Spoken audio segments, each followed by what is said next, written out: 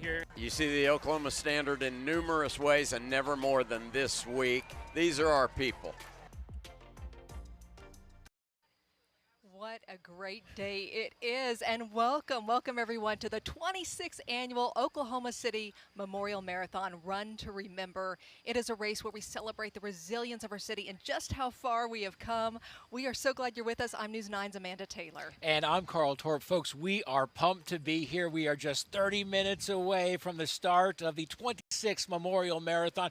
We're here at the finish line at Walker and Oklahoma City Boulevard. So much preparation has gone into this, and the race itself has been sold out, the marathon, since mid-March. We have never seen that. That is the earliest that has ever happened. In fact, nearly 30,000 runners will take place in one of the races this weekend. Races from every single state in our country and 17 countries represented. And let's get a shout out to all the volunteers that make this possible. More than 3,000 volunteers, and a handful of them have done it since the very start in 2001 when this marathon became a thing. We have you covered throughout the course. We have live team coverage. Our crews are set up along all 26.2 miles, and we also have coverage from the air. Mason Dunn and Bob Mills, Sky News 9 is high above. It is going to be fun to watch it from all angles today. And the marathon, it's important to note, this is the biggest fundraiser for the Oklahoma City Memorial and Museum, dedicated to those who died, those who survived, and those changed forever by the events of April 19th, 1995. This event is so important for so many reasons. Let's get back now to the start line with News 9's Robin Marsh and Lacey Lowry at the Memorial near 5th and Harvey. Hi, ladies. Well, good morning, Amanda and Carl. And I tell you what, it is a party atmosphere here. So many runners coming by saying hi, getting ready for the Memorial Marathon.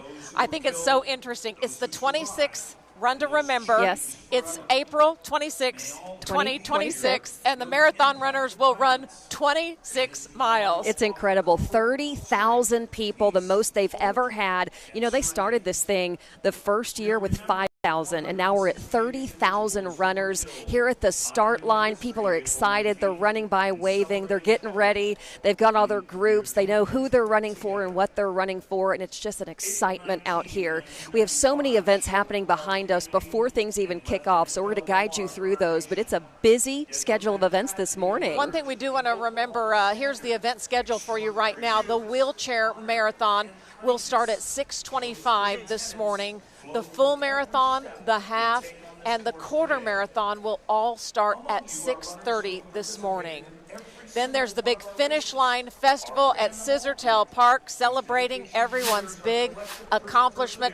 We do have a little bit of housekeeping. If you're coming to the downtown area, even to support those who are running or coming to run, we got a snag on one road. Yes, I-235. If you take the 10th Street exit, you cannot go further once you immediately exit. The railroad is doing some, I guess, unplanned construction. So the big message, if you're coming down here, take the 6th Street exit or the 23rd Street exit and work your way over. Do not take the 10th Street exit from I-235. It kind of shocked the marathon organizers, and they said, help us get the word out. Yeah, so we are so excited. The race will begin in just a few minutes. We do know they already started the morning off, really kind of the Oklahoma Standard. It is faith, service, and kindness.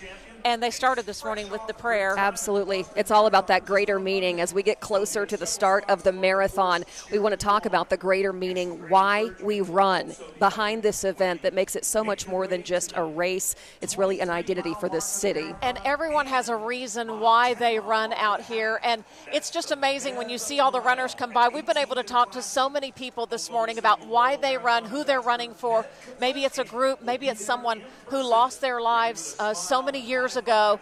And so it's just a run to remember day. That's right. We're going to work on our lights here. Hang with us. There's a lot of people plugging in, getting things going down here.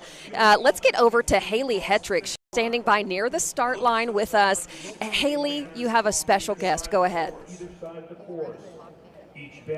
Yes, hey guys, I do. I have Carrie Watkins here, the CEO of the Oklahoma City National Memorial and Museum. Carrie, just tell us what this race means for the city of Oklahoma City. Well, really, it's just a time of coming together and a run to remember. So 31 years later, everyone still slows down and does something to honor what we lost and those who survived and all those who came together. So really, it's a great race to show unity and support to the families, survivors, and first responders, and just about a community coming together and celebrating life. And we just saw the blessing and some of this start at the Survivor Tree over here. Talk about how special it is to start with something like that, bring all the community together. Well, faith played a huge role in the healing of this community, and so ever since the very first marathon, they've had a little prayer service at the Survivor Tree, and the folks from First Church have always manned it. They lost a lot in the bombing, and they've always taken that. So they've had several pastors, but every time they take it on, it's just a time just to calm and reset and kind of focus on priorities, and it's always a really special moment. We have thousands of people already lined up just right behind us here. Tell us a little bit about how many people are running this year and some of the ambassadors you guys have. Well, great slate of ambassadors, some of the fastest, best runners in America, and several of them placed in the top of Boston. Great names, but just, I mean, there's 30,000 runners who are running this weekend, and it's just an incredible way to celebrate life. Family members, survivors, first responders running, just to see the smile on their face and to watch their faces. They see so many other people running, their parents or brothers or sisters on her. It's very cool. What is your message to the runners today? Well, first of all, thank you. Thank you to the runners, to the thousands of volunteers, to our board, to the families and survivors and first responders who've embraced this race, and to the communities and the neighborhoods who just embrace the race and love it and go out there and support it and put hoses out and things to keep people cool. Today should be a great day. We'll keep the temperatures hopefully down through lunch, and then we'll have things prepared for those who come in later. But I think things are together. We're a sanctioned USTAF race, and we go by rules and regulations they give us. Boston qualifier. I mean, all things are in place, but we're going to safety first, and then just a grateful heart for everyone who's come to make this happen. All right, certainly a lot that goes into it. We appreciate you so much. Carrie, thank you. I'll send it back to you guys.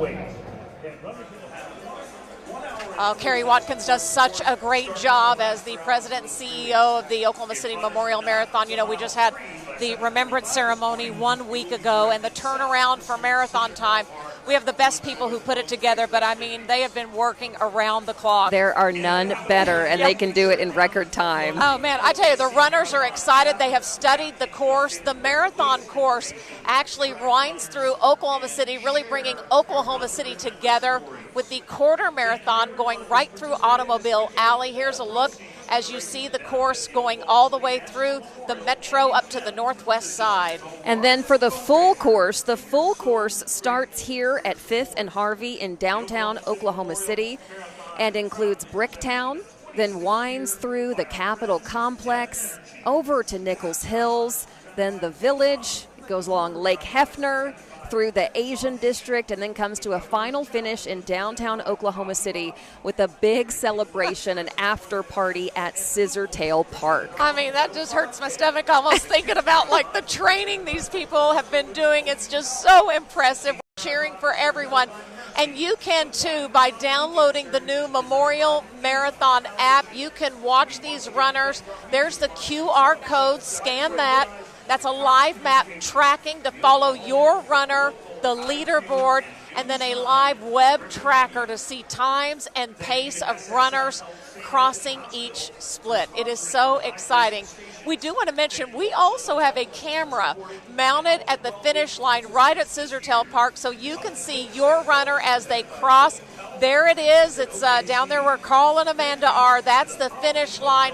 And that is the hope for every runner that starts here. They got to get there, and I love being at the end. I get to talk to all the winners of the races, and it's just such an electrifying time. It's energetic at the start, at the finish, and all the way through as Oklahoma City comes out and supports everyone. It's just such a great time. And just a reminder, we are streaming on the News 9 YouTube page, but we're making it easy for you to access. So on your screen, scan the QR code with your cell phone. It will take you to the live stream. We've got you covered on all of our platforms. huge. You know, this weekend has been filled with events related to the marathon. Every day has a meaning. That includes the blessing of the shoes for the athletes. Need help from a higher power, Robin. The service took place at the First Church. So many people come out, bless my shoes, and they do that. Runners come by every year, and they love just having that fellowship, having that blessing and that prayer before lacing up for the marathon. There's part of the video from First Church, which was impacted by the Oklahoma City bombing more than 31 years ago. And here's everyone's shoes. A lot of people write the names of the people they're running for. And there was also just this morning a prayer service at 5:30 at the Survivor Tree right here on the grounds of the Oklahoma City National Memorial, and really kind of a sacred start to the morning. They do this prayer service as a partnership with First Church. It's always really a quiet moment of reflection, singing songs, praying, and just asking for a blessing, truly, for the day. There's so many great stories for this entire weekend. We know that for yesterday's events, Robin, the youngest participant, 2 years old. The oldest participant, 94 years young. So from the kids marathon to the senior marathon, it's just incredible. We also have 28 people that have run them all. They're called Run Them Alls. They've run every single marathon every year. Is this not amazing? I mean, and it is just electrifying to see the crowds behind us and thousands of folks getting ready. Look here, this is the start line, and it is just a swarm of people far as the eye can see this morning. And I tell you what's amazing. These people just didn't think about this today. They started thinking about this at the end of last year, and then their training begins. You know, if you're running a marathon every week, you're logging tens of miles, and we have a runner that's working with us, and a couple of them, and they're doing their long weekend. Yes. And we check on them every time. We're like, how many did you run? Oh, I ran 20. And so we're getting ready if we could just listen in maybe and listen to the observance of the 168 seconds. I think we're about 30 silence. seconds away. Yes. This is the start line. Let's go ahead and listen in. 1995 with 168 seconds of silence.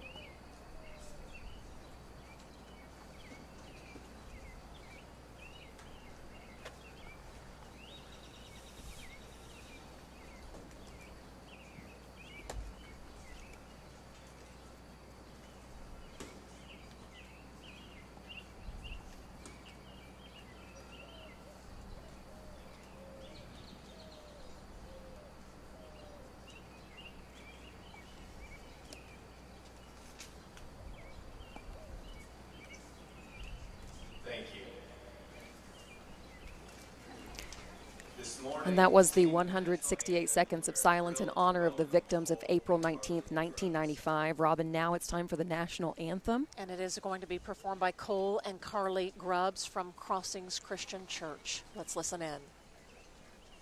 Oh, say, can you see by the dawn's early light what so proudly we hailed at the twilight's last gleaming, whose broad stripes and bright stars through the perilous fight o'er the ramparts we watched were so gallantly streaming, and the rocket's red glare, the bombs bursting in air, gave proof through the night that our flag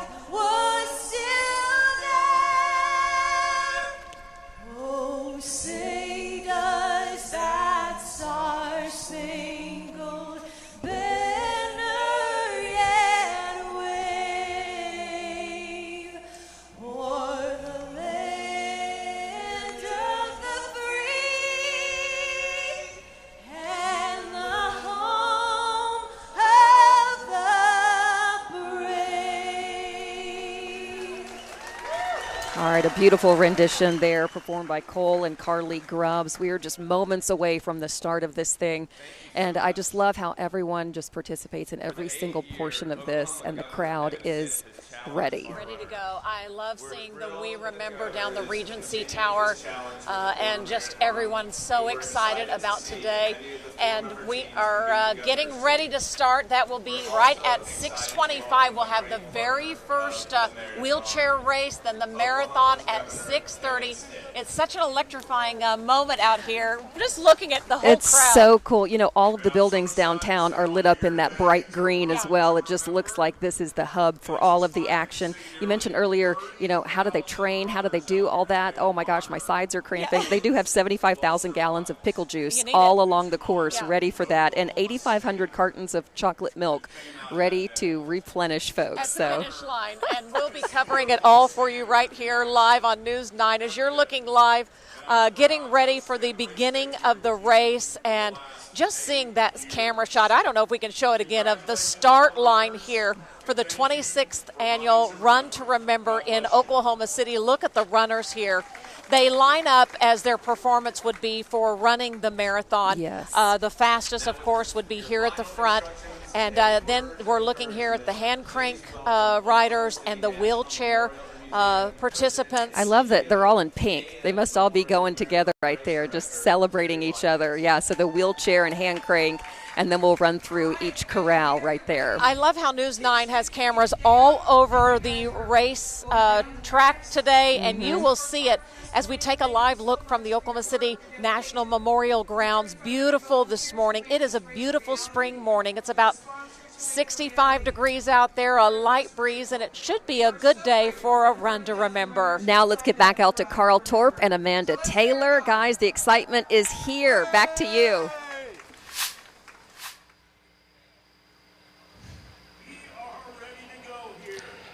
Carl, Ladies, Amanda? thank you. You forget how moving 168 seconds of silence can be. Each and every year, it gets you, right? It really does. It does, yeah. We are going to get started here shortly. We got the wheelchair athletes that will start things off at 6:25, and the marathon runners will begin at 6:30. And our race analyst is standing by, so stay with us for the start of the 26th annual Oklahoma City Memorial Marathon Run to Remember.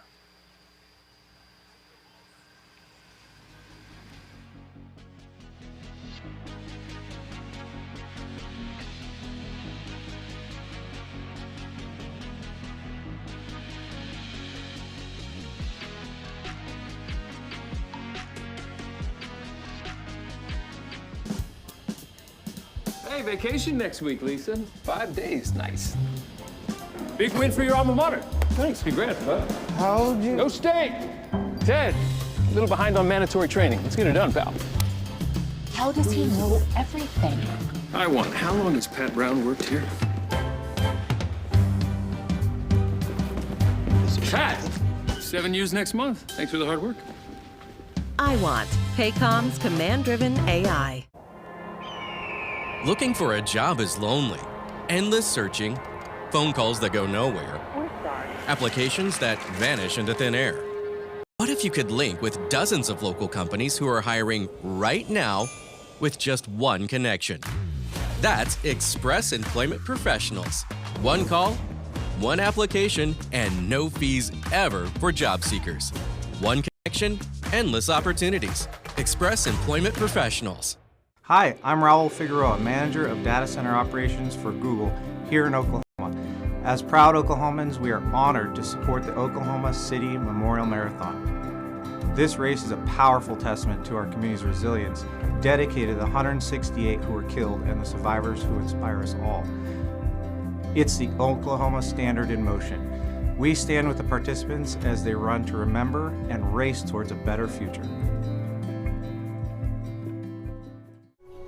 This is Arlo. She needs a cure. And her doctors, a lab full of researchers, and an entire university won't stop till they find one for her and every child like her. Research, breakthroughs, cures. That's what you'll find at Oklahoma's only children's hospital. OU Health. Never done, never outdone. Hi, I'm Bob Ross with Inasmuch Foundation. Congratulations, runners. You've trained hard and now it's time to run. Time to remember and embrace our bright future. As part of the Oklahoma City Memorial Marathon, you symbolize strength, peace, and hope. We invite you to visit the Memorial Museum and experience the story of why we run. You'll be changed forever. Inasmuch Foundation is honored to partner with the Memorial Marathon. Thank you, runners and volunteers who make this a run to remember.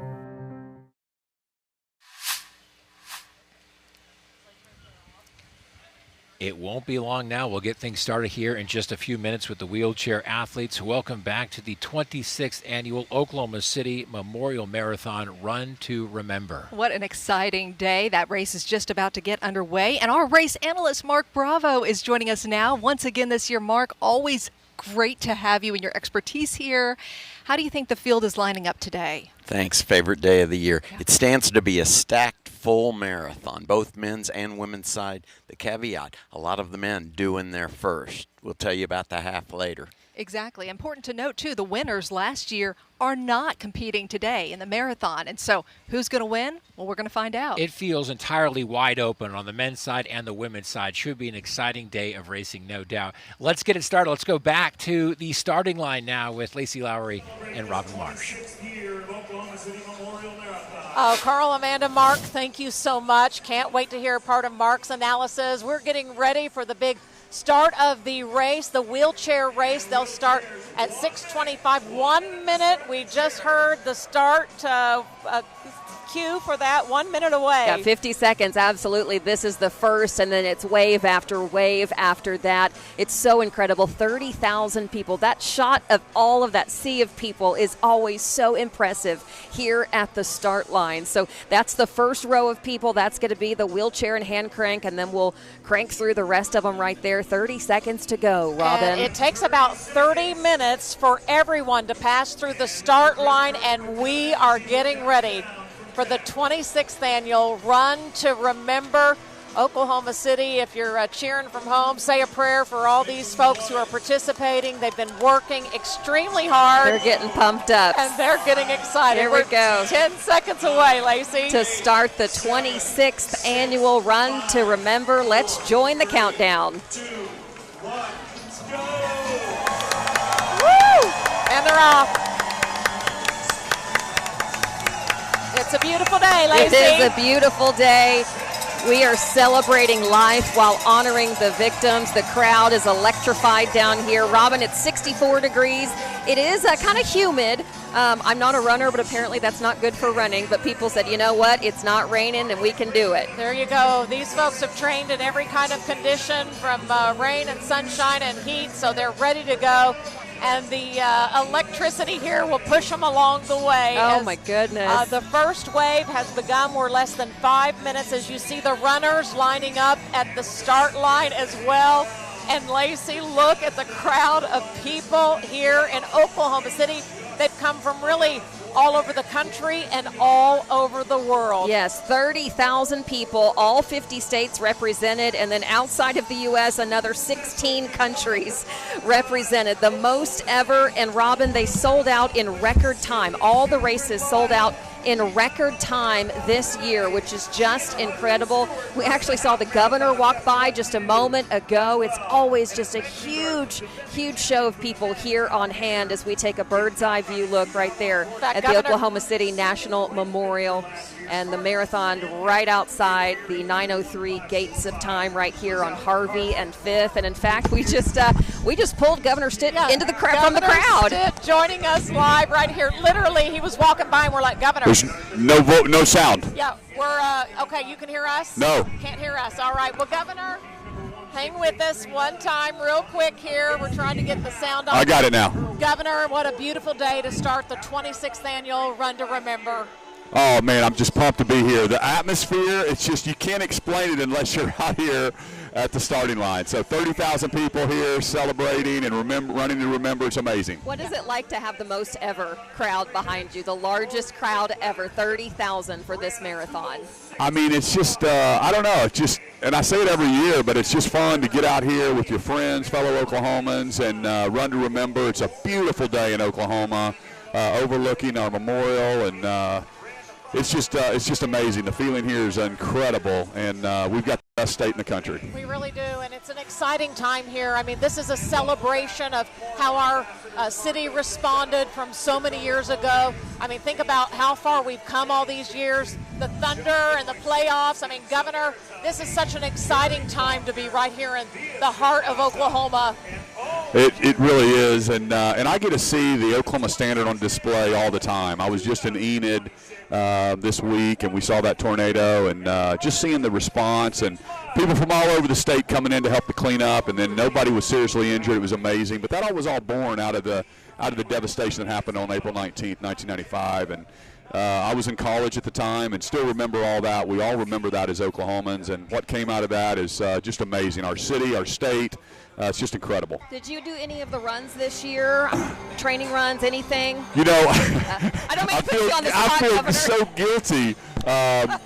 I was going to do it, and then my training, I had surgery and wasn't able to train like I could. But I've got a team running, and it's the American Dream Team, and so it's really, really fun. I just took a picture with all of them, and it's going to be great. Oh, man, we're almost at the start, Governor. It's almost 6:30, and we've got about 2 minutes, and they are excited. What is it like to be at that start line? How does that feel? Well, Robin, you're going to have to run with me next year. I mean, come on. I've run the half before. You have? I have run the half. Okay. My time was terrible. It is electrifying. I'll run with you if I can. I sure would. I'd love to. I mean, like you said, I mean, I'm not in the start. These guys are the fast ones. I'm way in the back. But, man, just being here, it's just incredible feeling. And, I mean, like you said, 30,000 people running, and then you got all the support, the participants. And viewers and spectators. Yeah, when you're running, you've got all the bands playing at every corner. I think it uplifts you throughout the entire course. We're about 40 seconds away. There's 3 Olympians running today, too, as well. Did you guys know that? I did not know that. So you have, like, first-time runners all the way up through Olympians running today. Incredible. And, Governor, we're about 30 seconds away, but we have people really from all over the world here in Oklahoma today. Yeah, it is just, like I said, it's just incredible, and showcasing our state with the Thunder, and it's a good time to be governor, too. Well, Governor, we're cheering for your relay team, and we're cheering for everyone getting ready to start. Okay. Yeah, here we go. Here's the countdown for the Run to Remember. Thanks, Governor, for being here. Thank you. Here we go. Here we go. Let's go. Governor, you want to give them some high fives here with us? Let's do it. Is that what we do? That's what we do, yeah. All right. It's the best place to be, Governor. 30,000 high fives. Get ready. Yeah. I mean, you think about it, Governor. These folks have been training for so long. Oh, yeah. And this is no small feat to put your running shoes on a day like this, because this is a lot of training, anticipation, maybe a little anxiety, and now it's underway and it's electrifying. It really is. All these guys have trained so hard Yes. for this marathon and half or whatever you're running. It's just it's an incredible accomplishment when you're done. It's so electrifying. They sometimes say it's hard to pace yourself because you start off so strong. Because of the right there, baby. Because of the crowd. Yeah, But they say, "Oh my gosh, I started too fast almost." Yeah, let me get back under control. Oh yeah, that happens to so many because you got the music going, and when you just see people, firefighters carrying their equipment, walking, and then you see people who are older than you or younger than you. It is just so amazing. We love waving at everybody, giving everyone high fives, and it's just great to see Oklahomans out celebrating. Good morning. And we love it. Beautiful day to run. I love it. All the crowd is here cheering on, and it will take so long for all of this mass of people to move through this start line. How long did you say it takes? About 30 minutes to get for everyone to get through. Maybe more now that we have even more runners. But, Governor, as you look at the grounds of the memorial, I mean, a beautiful day, and you're so reminded about what happened, but it is a celebration of how far we've come. Yeah, absolutely. I mean, I do on April 19th. I've done it for 8 years now, and we had President Clinton come in last year for the 30th anniversary of the bombing, and then this marathon that was born out of that, and now it's one of the best marathons in the country, and our city just does it so well here every single year. But yeah, it's important that we're teaching our kids, that next generation, what happened here in 1995 and how hate is not going to win, and it's just it's really fun. There was a beautiful moment yesterday. Reverend Gilbert Martinez lost his life in the bombing. Yesterday, his son Ivan and Ivan's young son ran in the kids marathon, and he said, "This was for my dad, and this is his grandbaby brother. he never got to meet." Wow, I love that. It's amazing. It's April 26, 2026, and it's the 26th annual Run to Remember. I mean, it's just all come together. It's a beautiful morning here, and it is just a sea of runners, and we love it so much. Governor, where are you headed now? Will you be at the finish line greeting your team? Yep, we're going to go to the finish line and hand out medals to everybody's coming through, and I'll greet my team there, and we'll be back here next year to be one of the participants. I hate not running with everybody. I know. I know you hurt your hand and had to have surgery. Are you doing okay? I'm doing great. Okay, yeah, I'm doing great. I kind of feel like a weenie, because everybody's watching. It's like, well, how does that keep you from running, Governor? What are you doing? I guess I can get the T-shirt "I beat the governor" because you didn't even run this year, right? That's right. That's right. Governor. Who are you waving at? Who are some of the folks you're waving at? People waving at me. My son-in-law went by. Oh, okay. I love thought it. so, yeah. So great. We love saying hi to everybody. Good morning. Good morning. Oh, so great to see everyone. They play great music, too, along the way to keep everybody hyped up, and everyone's got their playlist that they run to, they've trained to, and it's just a great day. The weather's going to be very nice, about 65 degrees here on our Sunday morning as you are watching. So many people cross the starting line and running through the streets of Oklahoma City. Mason Dunn, Bob Mills, Sky News 9 up over the downtown area. And I mean, what a view to just see everyone starting things off. And I love the "We Remember" on the side of the Regency Tower. And there you see the 903 Gates of Time, and just some iconic, notable things along the way, Governor. I know. I mean, the energy. Explain the energy that's out here down here when they start running. Oh my gosh, it's electrifying, and it makes you feel like you could do anything. The start, and that's what you want. 26.2 miles. Yeah. Send them off strong. But what's great is the entire city comes out and cheers people along as the course goes on. So when you need that pick-me-up, it's there because the city participates. It's so wonderful to see as they make their way past the Capitol and over by Gorilla Hill. They'll have a blast over there. Our cameras will be there. Then they weave their way up through Nichols Hills and then back down around. And, you just think if you had to run from downtown to Nichols Hills or close to the lake, I mean, that seems like a long haul. That is a long way. Yeah, there you go. You want to give some folks some high fives, Yeah, Governor? let's We'd love to do it. Yeah, all right. We're going to take our here we go. We're going to just say hi to everybody. Lacey, we love celebrating with these runners, don't we? Absolutely. We're actually showing a shot. They're running in front of News 9 right now downtown because we are right by the course. We love being a partner with the Oklahoma City Memorial Marathon, the run to remember. Hang with us. We want to show you the high fives that we're about to start giving folks. Way to go! Way to go! Good morning.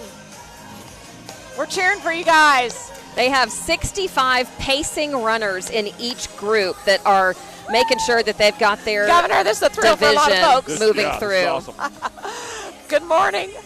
Oh, there's the Lieutenant Governor right there, Matt Pinnell. Matt Pinnell. Good to see him. He looks like a runner. He does. Yeah, good to see you guys. Oh, man. I just love everyone setting their watches as they get ready to run. They're pacing themselves. It's a big feat. It's like a personal competition with each other. Yeah. You know, you're competing against yourself. Some folks aren't worried about the time. Good morning. Good to see you guys. Governor Stitt high-fiving all the runners as they come by right off the start line this morning. And Lacey, get over here with us. Well, they told me to be careful this time. You're good, girl. You are so good. Oh, we love it. Hey, guys. Good morning. We're cheering for you. Man, it's unbelievable. It takes 30 minutes just to get up here to the end. Yeah. To get to the starting line. Yeah. Hey, big guy. Oh. This is so good. Governor Stitt, there you go. Hey, good luck, everybody. We're cheering for you.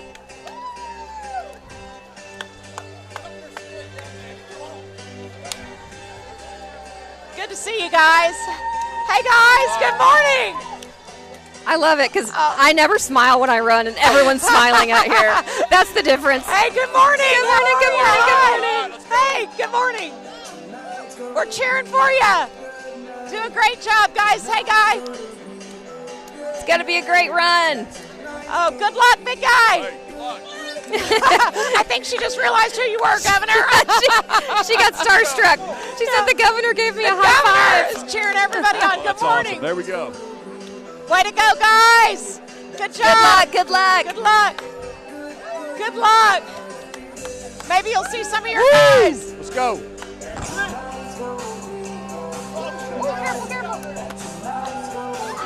Taylor! There's one of our Newsline employees. Oh, really? Yeah, Awesome. she's one of our producers. Oh, man, way to go. Oh, good to see ya. Hey, big guy. Go get him.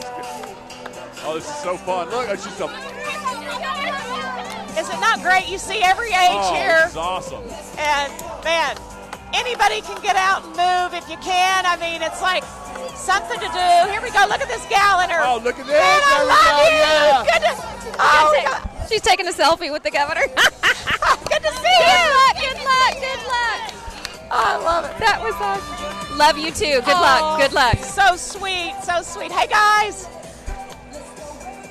Whoa. Whoa. All right. Here we go. We got some speedsters. Man, they were fucking it, weren't they? You got it, girl. Let's go. You got it. Let's go. Good morning.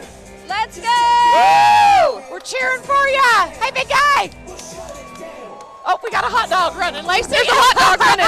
I've never seen a hot dog run. That was awesome. Is this not so fun? It's one of our favorite things about the start of the race. Oh, this is so fun. I know. It's the best part. Oh, there we go. Hey, girl. All right, let's go. Full gear. Love it. We've got some firefighters out here running in full gear. Did you see that? I saw that. Unbelievable. Hey there. Go Navy. Got people in flags. We got everyone in their running gear. We got people in whatever they want to wear. It's so fun. Everyone has a different meaning why they run. There's nothing like race day in Oklahoma City. Look here. I love it. I love it. And Governor, if you look all the way back, look, it's still as far as the eye can see. Crazy. Yeah. Hey guys, woo! Way to go! Let's go, baby. Let's go. You're looking good. Let's go. Carrie, woo!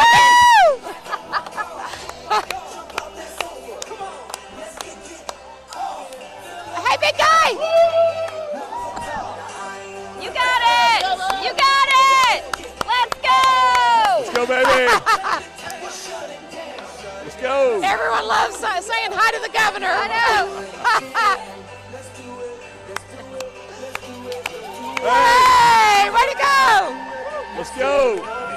Hey there. Hey, girl, go get him. Go.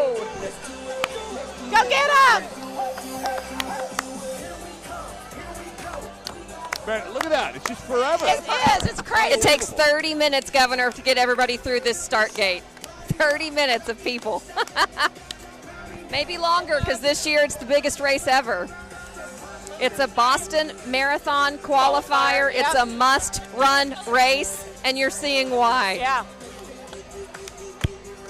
Yeah. So, like how many would be at the Boston? How many people? 30,000 here? Is that equivalent? I don't know. I think more. I honestly don't know. I don't know the answer to that. There we go, buddy. Good luck. But it is a qualifier for the. Hey, Governor! They love it. Hey. The Boston Marathon was just last weekend, so we've got some folks that have come back. And what's great is the winners from last year of this race. It's on Monday. Okay. Last Monday. The winners of this race from last year are not running, so you will have new winners this year. Right, No yeah. matter what, they're new winners. Hey, big guy, how are you? You got it. There. Oh, y'all look Let's good. go. Look, good to Let's see go. ya. Hey. Hey! Look at me go! Oh, y'all look There so we go. great. They are veering across to high five the governor. I love it. Hey, you got it, buddy. Guys. You can do it. You can do Go, it. go get him. You can do it.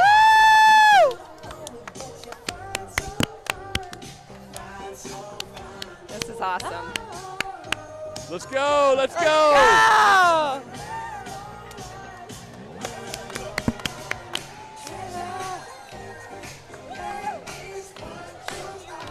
Go get him, ladies! Husband and wife running. Yeah. I love it. Hey, You there. got it. You can do it. We got somebody in tutus. I love There it. we go. The UCO team is running. Go Chos. Go Chos. There we go. Do-do-do-do-do-do-do. Woo! Good to see ya. Hey, guys! Good to see ya. I love There we it. Got some folks walking, some running. I love it. All Go right, at let's your own go. pace. Woo!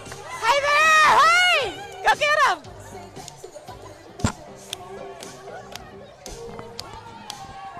Hey, big guy, go get him! All right. Hi there! Woo! Let's go.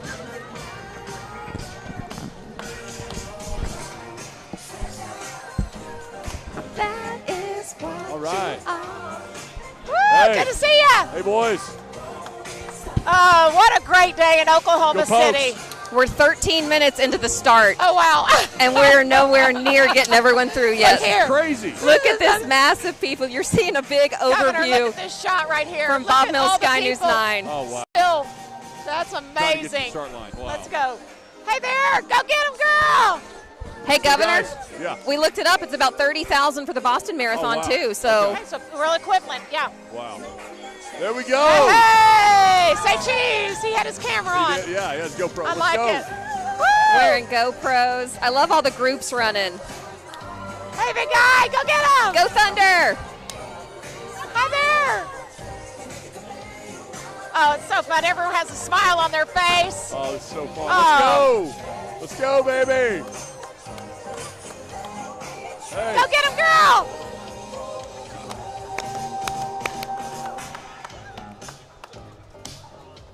Well, Governor, this was kind of fun for you to Oh, come this is- stop by. This is awesome. I mean, it's so great. If you can't run, this is the best place to It's be. so true. We have the best seat in the house. Yeah, you Good really morning, do. guys. Hey there.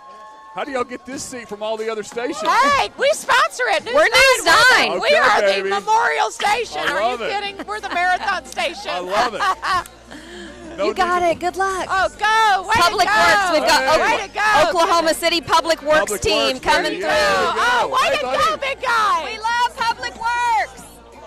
to. Hey, Oh, yeah. this is crazy. This is great. News 9 started sponsoring the marathon several years ago. You'll only see it live. We've got our helicopter up.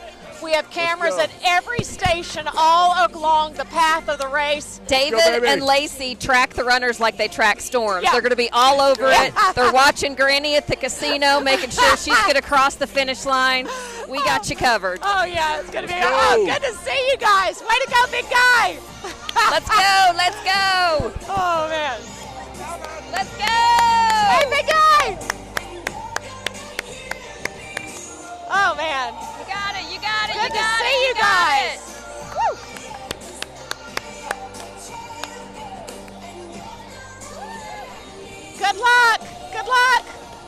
girl. Go, big guy. Hi there. Hey there. Good to see ya. Good luck. Good luck. Good luck. Go get him. You can do it. All right, we're 15 minutes in. 15 minutes in, and we still have 15 more minutes to get everyone through this start gate. Hey, way to go. Good to see you. That guy was dressed like Forrest Gump because he's running. He went running. Hey, Blaine. Good to see you. Blaine Arthur. Blaine Arthur, Secretary of Ag, right Secretary of there. Ag, and her mother was killed. That's Yes. right. You're right. Yes. She runs to remember. And that was her daughter with her running. Hey, good to see you. It's amazing all the people you see along the way, Governor, isn't it? Oh, it's crazy, yeah. Hey there, good morning. Go get them. We're cheering for you. Go, baby. Hey. Let's go. You got it. Go, you can baby. do it. Everyone's darting over to say hi and give a high five to the governor of Oklahoma, who's celebrating the start of the race with us here on News 9 this morning. Let's go. Way to go. Hey. Way to go. Hey, girl. Go get him. Let's go, baby. Hey. Let's go. Hey. Woo. Good to see you. We're cheering for you. Go. Go get him. Got your Thunder shirt on. I saw some Thunder jerseys out here. I love it. I love it. Oh, man. Coming off Look of at a that. win yesterday. Crazy. Winning today. I know. Here at the marathon. I love Yep, it. there we go. We're taking care of business in That's Oklahoma right. City, right? Hey, big guy. Good to see ya. All right, let's go. Man, way to go. Good to see everybody. This is truly the best place to be. It is. I mean, it's 30,000 high fives? Never in my life could I get it anywhere else. Yeah. Like 30,000 people running past us. Yep. Good to see you guys. All right, let's go. Let's go, baby. Let's go. Woo! Hey, big guy. Good luck. All right, we're 18 minutes in. Still got at least 12, maybe 15 more minutes, guys. There we go. Hey, Just big to guy, put good it to into see ya. perspective. Isn't that crazy? You got it, girl. This is great. Yep. Oh, so good. Hey. Good to see ya. Good luck. We're cheering for you. Way to go, big guy. Hey there. All right, let's go, guys. Let's go. Hey there. Route 66 girls, looking good. I know, I'm trying to read the T-shirts as they come by. I know, they got So 15 different countries, right? Yeah. Was well, that right? yeah, it's, It's well, six- 16 countries. 16 Yeah. other countries besides the U.S. Yeah, 30,000 people coming here, and you think about the families that come with Yeah. them. I mean, we have, even thousands more. Then we have the playoffs in Oklahoma. It's been Yep. the Festival of the Arts and the marathon. I mean, we've had more than 100,000 folks in Oklahoma Absolutely. last weekend. Yes. Go get them. There we go, baby. I love the expression on people's faces when they realize the governor of Oklahoma is right here at the start line, cheering them on. Somebody lost them. There we go. Shay, baby. go get him. Go, Shay, you can do it. We love you. He's one of That our was one of our colleagues. coworkers. Oh, really? Yes. He's running the marathon. Robin said if he got a good time, she'd buy him some new shoes. So Shay's running like the wind. I told him if he was under 4 hours. Under 4 hours, okay. Say it again. All right, let's Okay. go. We got Okay, we All need right. to go to Jennifer JP. Pierce. Yeah, JP over at Paycom Center. Jennifer, if you can hear me, take it away, girl. It's exciting here at the start line. Yeah, I got you guys. Good morning, Lacey and Robin. We are here just as the runners are rounding the corner here at Robinson and Reno. You can see behind me. To my right, we have the Thunder Drummers. We have the Thunder Girls. We have Rumble over here. And of course, we have a lot of spectators watching their loved ones, their friends run as they turn the corner here at Thunder Avenue and Reno. Take a look. We've got thousands of runners Coming down this corner right now, behind them you can see where the convention center used to be, where we are going to have a new arena. So in a couple years, we'll have a new backdrop for this marathon, this specific corner. We've got lots of people coming through here. Being cheered on by the spectators, their friends, family. We've got Rumble giving high fives over here to the runners. Go Rumble! Taking quick picks. You got to get a quick pick with Rumble. And then we've got the Thunder Drummers and the Thunder Girls. Back to you guys. Here, Governor. Yeah. What? The speaker? Really? Hey. Look at this. Okay, we're back at the start line. Jennifer did a great are. job. You guys couldn't see it, but Rumble is out giving high fives too, love it. where All right. JP was. We got the governor, they got Rumble. I know, right? there you go. We've got you covered with high fives. All right. So you're looking live again at the start line. Gosh, there's still so many people to go through, Robin. Oh, yeah, we've been about, 20 minutes in, and this is still as far as the eye can see. In fact, it'll probably be more than 30 minutes to cross the start line for these runners. We've got tens of thousands of runners. Governor Kevin Stitt is here with us this morning at the start line. He came to do an interview, and we said, hey, do you want to stay with us and give a high five to the runners? And you were like, I'm having so much fun. This is amazing. Governor, you do have a relay team running. Yep. And how many are on your relay team? There's 4. 4 of them. Yep. So it's the American Dream Team. We've got Dr. Kaiser, who's the principal up at McLean in Tulsa. Right. Just doing a great job up there. And then I've got a couple business guys. My son-in-law's running. Okay, well, Governor, hey, hang with us here. We're going to take a quick break. I think we're going to take a quick break. And we will be back right after this. You're watching live coverage of the Run to Remember, the 26th annual marathon race in Oklahoma City. Back right after this.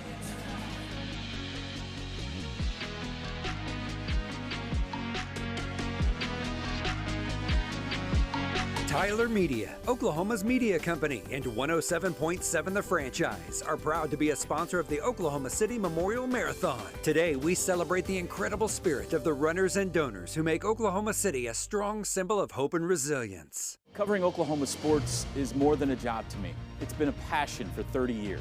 Because it's not just about the scores, it's the athletes who put in work every single day. That Oklahoma spirit you can feel in the stands and see on the fields, win or lose. As your locally owned station, we're committed to taking you beyond the scores and to the heart of sports in Oklahoma. Toby Rowland, on air and online anytime, only on Oklahoma's own News 9. The Chickasaw Nation supports this memorial and what it represents. This memorial needs your financial support. It's a private institution. It's one that we as Oklahomans can rely upon to help us remember this terrible event that occurred in 1995. The Chickasaw Nation supports it. It's important, but all of us as Oklahomans should do the very same. I'm Adam Wisniewski, Vice President of Sports Development at Visit Oklahoma City, and we're proud to be a part of the Oklahoma City Memorial Marathon. This event so beautifully honors those lost and the many impacted by the events of April 19th, 1995. As thousands of runners, spectators, and visitors come to our destination, we hope you'll discover Oklahoma City and see the resiliency, collaboration, and welcoming spirit that defines us. Please enjoy your time in our great city, and to all runners, we wish you the best of luck. Hi, I'm Dr. Tyler Jones. At Mercy, healing is our way of life. As a sponsor of the Oklahoma City Memorial Marathon, we celebrate the ongoing healing of our city and the strength and resilience of the survivors, as we preserve the memory of those we lost. We're honored to participate in the uplifting event that brings so many of our neighbors together in this amazing show of unity and support. We at Mercy are inspired by your passion, and we're cheering for every participant. Tyler Media, Oklahoma's media company, and 107.7 The Franchise are proud to be a sponsor of the Oklahoma City Memorial Marathon. Today, we celebrate the incredible spirit of the runners and donors who make Oklahoma City a strong symbol of hope and resilience. And welcome back. We are still at the start line trying to get 30,000 runners across the gate for this 26th annual Run to Remember. Well, normally it takes 30 minutes for everyone to cross the start line. It's been almost 30 minutes. It's been 25 minutes, and it's still going to take longer than 30 minutes. This is the most runners we've ever had, so it may take longer than what we expected. This is just amazing to see the sea of people, Robin. You're watching News 9's live coverage of the 26th annual Run to Remember. Folks passing by, we've been loving cheering them on. The governor was with us for really the first 25 minutes. He loved giving the high fives. He said that is the most exhilarating feeling to see everybody running towards you and you're cheering them on. It's really the best spot to be. We also are at the finish line with News 9's Carl Torres and Amanda Taylor, and they're there with our analyst every year, Mr. Martin Bravo, who does such a great job. Carl and Amanda, take it away. Hey, guys. Excellent job, ladies. So much fun to listen to them every year, along with the governor out there wishing everyone the best on their run, slapping all those high fives. A lot of fun. How exciting, too, and still waiting for people to cross that start line, bringing in our race analyst, Mark Bravo, here, because some people at home who are not familiar with the way these marathons work, it's okay that they don't start at the start. Tell us a little bit more about when their time starts and how that works. Well, if you've been able to see or notice those mats that are right at the starting line, they dot the entire course, and the mat is what records your official time. So, for purposes of being claimed winner, you must be the first human across the line. For your official time, that is your chip time, which is recorded via those mats. So if they start 25 minutes in, their official time will be just as the leaders and winners are being recorded. Okay, so if you're waiting for your loved one to cross the start line, no worries. Don't worry that they're in trouble. Time for sure. And if you're wondering if they miss a mark or something, they will still show up. There's plenty of marks on this course: 5K, 10K, 15K, 20K. It's going to measure it, right? You're going to get picked up. We have just been watching from the start, seeing who has started, the names that we have heard of, right. and a couple of them, at least one, we know that we think is Steve Scalzo is going to be in the running for the wheelchair. In the wheelchair. And the hand crank, and we didn't see him, but he is on the race course. We were worried that he wasn't racing today. He is there. Mark, just get your thoughts on what's going to be a very wide open marathon race, because our two defending champs on the men's and women's side aren't with us today doing the full. Indeed. Last year's winner, Al Mader, and Ashley Carrion are not running the full. Ashley is ran the 5K yesterday, about 34 weeks pregnant.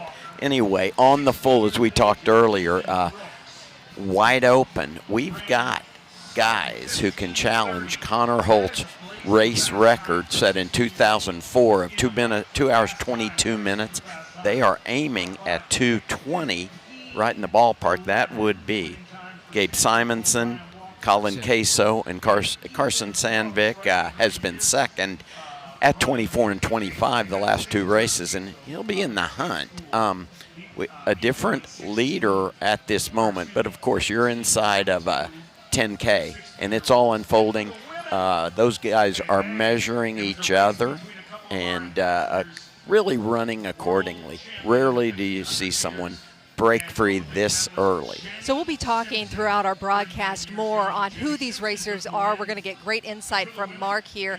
We also want to talk a little bit about this race, because one of the great things about the Memorial Marathon, it is truly a tour throughout our city. This race is going to go through 25 different Oklahoma City neighborhoods, not just Oklahoma City either, Carl, right? We have some other cities as well. We have three cities. We have Nichols Hills, we have Oklahoma City, we have the Village. It's going to wind its way through all three of those. 25 different neighborhoods are showcased, and what's great about this marathon is every single one of those neighborhoods takes so much pride in being on the route, right? Being on the route. So they are going to go all out. They're going to have people out there, and they're going to encourage all those runners to just keep pushing forward. It's an amazing moment. It really is a lot of fun for all the neighborhoods. So at the start, the runners will go by our News 9 studios. They're going to make their way throughout the town. One of the best areas of town, you're probably familiar with it, talking about mile 7 or so. Of course, Gorilla Hill, the famed Gorilla Hill. That's right. In this place, everyone knows Gorilla Hill. What's fun about that is the half marathoners, the full marathoners, they all go through Gorilla Hill. And so we're going to toss it out now to Lisa Monahan and Colby Thielen. They do such a great job at Gorilla Hill each and every year, and here they are. And these outfits are just starting. Notice the banana peels around the mics, all right? They are both such professionals at Gorilla here. Oh, Colby's doing a little Randy Macho Man Savage for us right now. Yeah, he is. Take it away, guys. Every time I put on these glasses, every time I come to Gorilla Hill, I feel a macho energy. I can't. What happened? What happened? You're here at Gorilla Hill My in goodness, Crown are you Heights. talking about Gorilla Hill, the halfway point for the half marathoners? Yes, it's about mile 7 here on Chartel and Northwest 40th. It's the most amazing water station along the route. It is. There's water, there's coffee for spectators, who, by the way, are already here. They've been lined up for about an hour along the sidewalks here on Chartel, right by 40th Street. This has really become a tradition that is really known. It's the thing that runners talk about long after they cross the finish line. It's been going on since about 2010. Steve Cole initiating this very fun location. He was like, I think we'll have a water station. Yeah. And then I think we'll have a big blown up gorilla that's about 40 feet high. And then I think we'll serve some bananas, about 1,000 pounds of bananas. 1,000. By the way, by the time they cut them up, 6,000 pieces of bananas. Steve was driving by a car dealership and saw a gorilla. This was 16 years ago, and said, we have to have that in my house. What a nut. We love Steve. And so now it is 2015, he purchased his own 40-foot gorilla, and he has about 75 to 100 banana costumes. That's a whole bunch. Yeah. A bunch of bananas. And all these guys have been out here since about 6 o'clock last night. If you see a guy in a banana suit, guess what? He's probably in the Beta fraternity at OU, and he's probably been here since about 6 o'clock last night. And they are getting amped up because we've seen runners about to come through just any minute now. Yes, and we're seeing the crowd just assemble here. We'll expect hundreds more when the runners get through. Absolutely. For now, we'll talk to you in just a few minutes because we expect those runners any second. But Carl and Amanda, for now, we'll send it back to you. Great job, guys. And you might notice the inflatable archway that runners will go through at Gorilla Hill. Just want to let everybody know there are sponsorships on there. That is one of the great things about this Oklahoma City Memorial. It's such a fundraiser for this marathon. Is such a fundraiser for the memorial. And so Gorilla Hill, they are able to donate a bunch of money thanks to those sponsorships as well. And the people that donate their time at Gorilla Hill, they have a really good time with it, don't they? Because that party starts at what time on Saturday You does bet. that party start? And then they start decorating. They do everything all the way through to the morning. Oh, yeah. They do. And the Boy Scouts, they also come the night before and they cut up all those bananas so they can go just a little bit further. We have a lot more to talk about, but you know who's standing by for us? David Payne, our chief meteorologist, David Payne, who is going to be tracking the lead male marathon runner throughout this entire morning. Hi, David. How's it going out there? Good morning. How are you guys doing on this beautiful Sunday? You guys doing all right? We are. We're yes. so happy Gotcha. there's not any rain, no lightning. It is all good. No, it looks great. So here's the deal. So Mettler is in the lead, and the guy that's to the left of him on the bike, just a couple miles back, Mettler said, where are we? And he goes, you're leading. And he goes, I am? I don't want to be leading right now. So that's the early part of this whole thing, but Mettler's up front. He looks good. He's been steady. He hasn't said anything. He hasn't even stopped for any water, grabbed any water or anything. He's been just cruising along, but he's moving at a good pace, but he did not know that he was in the lead just a couple miles back, but starting to separate now a little bit. Mettler, again, making a good move. The guy right behind him here is the half marathon guy, so But Mettler's up front, looking good, and has not slowed down at all. He's just steady and good all the way through it. And again, the weather's beautiful. No rain. We got nothing going on right now. We're in great shape. Guys, back to you. That is great to see. Yeah. Dustin Mettler in the lead. He has a lot of people cheering for him, including the Moore cross-country team. He happens to be the Moore High School track and cross-country coach. And he's a little bit on the older side as far as our elite runners go. He's 36 years old. Dustin has run on race day 177 consecutive days. He doesn't take a day off. He might go lower mileage, but he just can't just sit on the couch and do nothing for one day. He's got to be out there training. So it's going to be a fun one to watch. See if his hard work pays off. And I think he knows whom he's running with. That is the Canadian record holder in the marathon. He ran 2:06 at the Boston Marathon 6 days ago. That's Rory Linkletter, one of our ambassadors, invited in. And he is running the half. He's not running his hardest because he's got a race soon. Oh, wow. Didn't Rory was in Boston, too. 6 days ago? Yeah. Running. Guys, I want to take us out live really quick here. Okay. I think we might have a quarter marathon winner right here. That's live. Chris Floyd. Congratulations, Chris Floyd, our winner of our male quarter Memorial Marathon.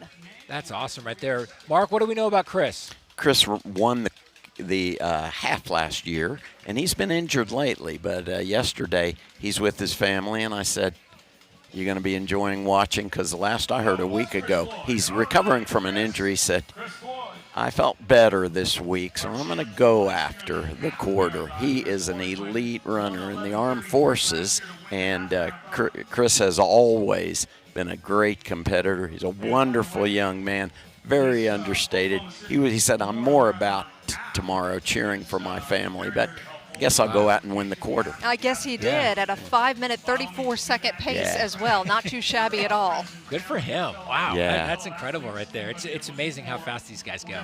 And, Truly. And the ladies as well. It's just so impressive. And the ambassadors quickly were talking yesterday at a panel we did. How do you conceive of running times that were not run 5 years ago?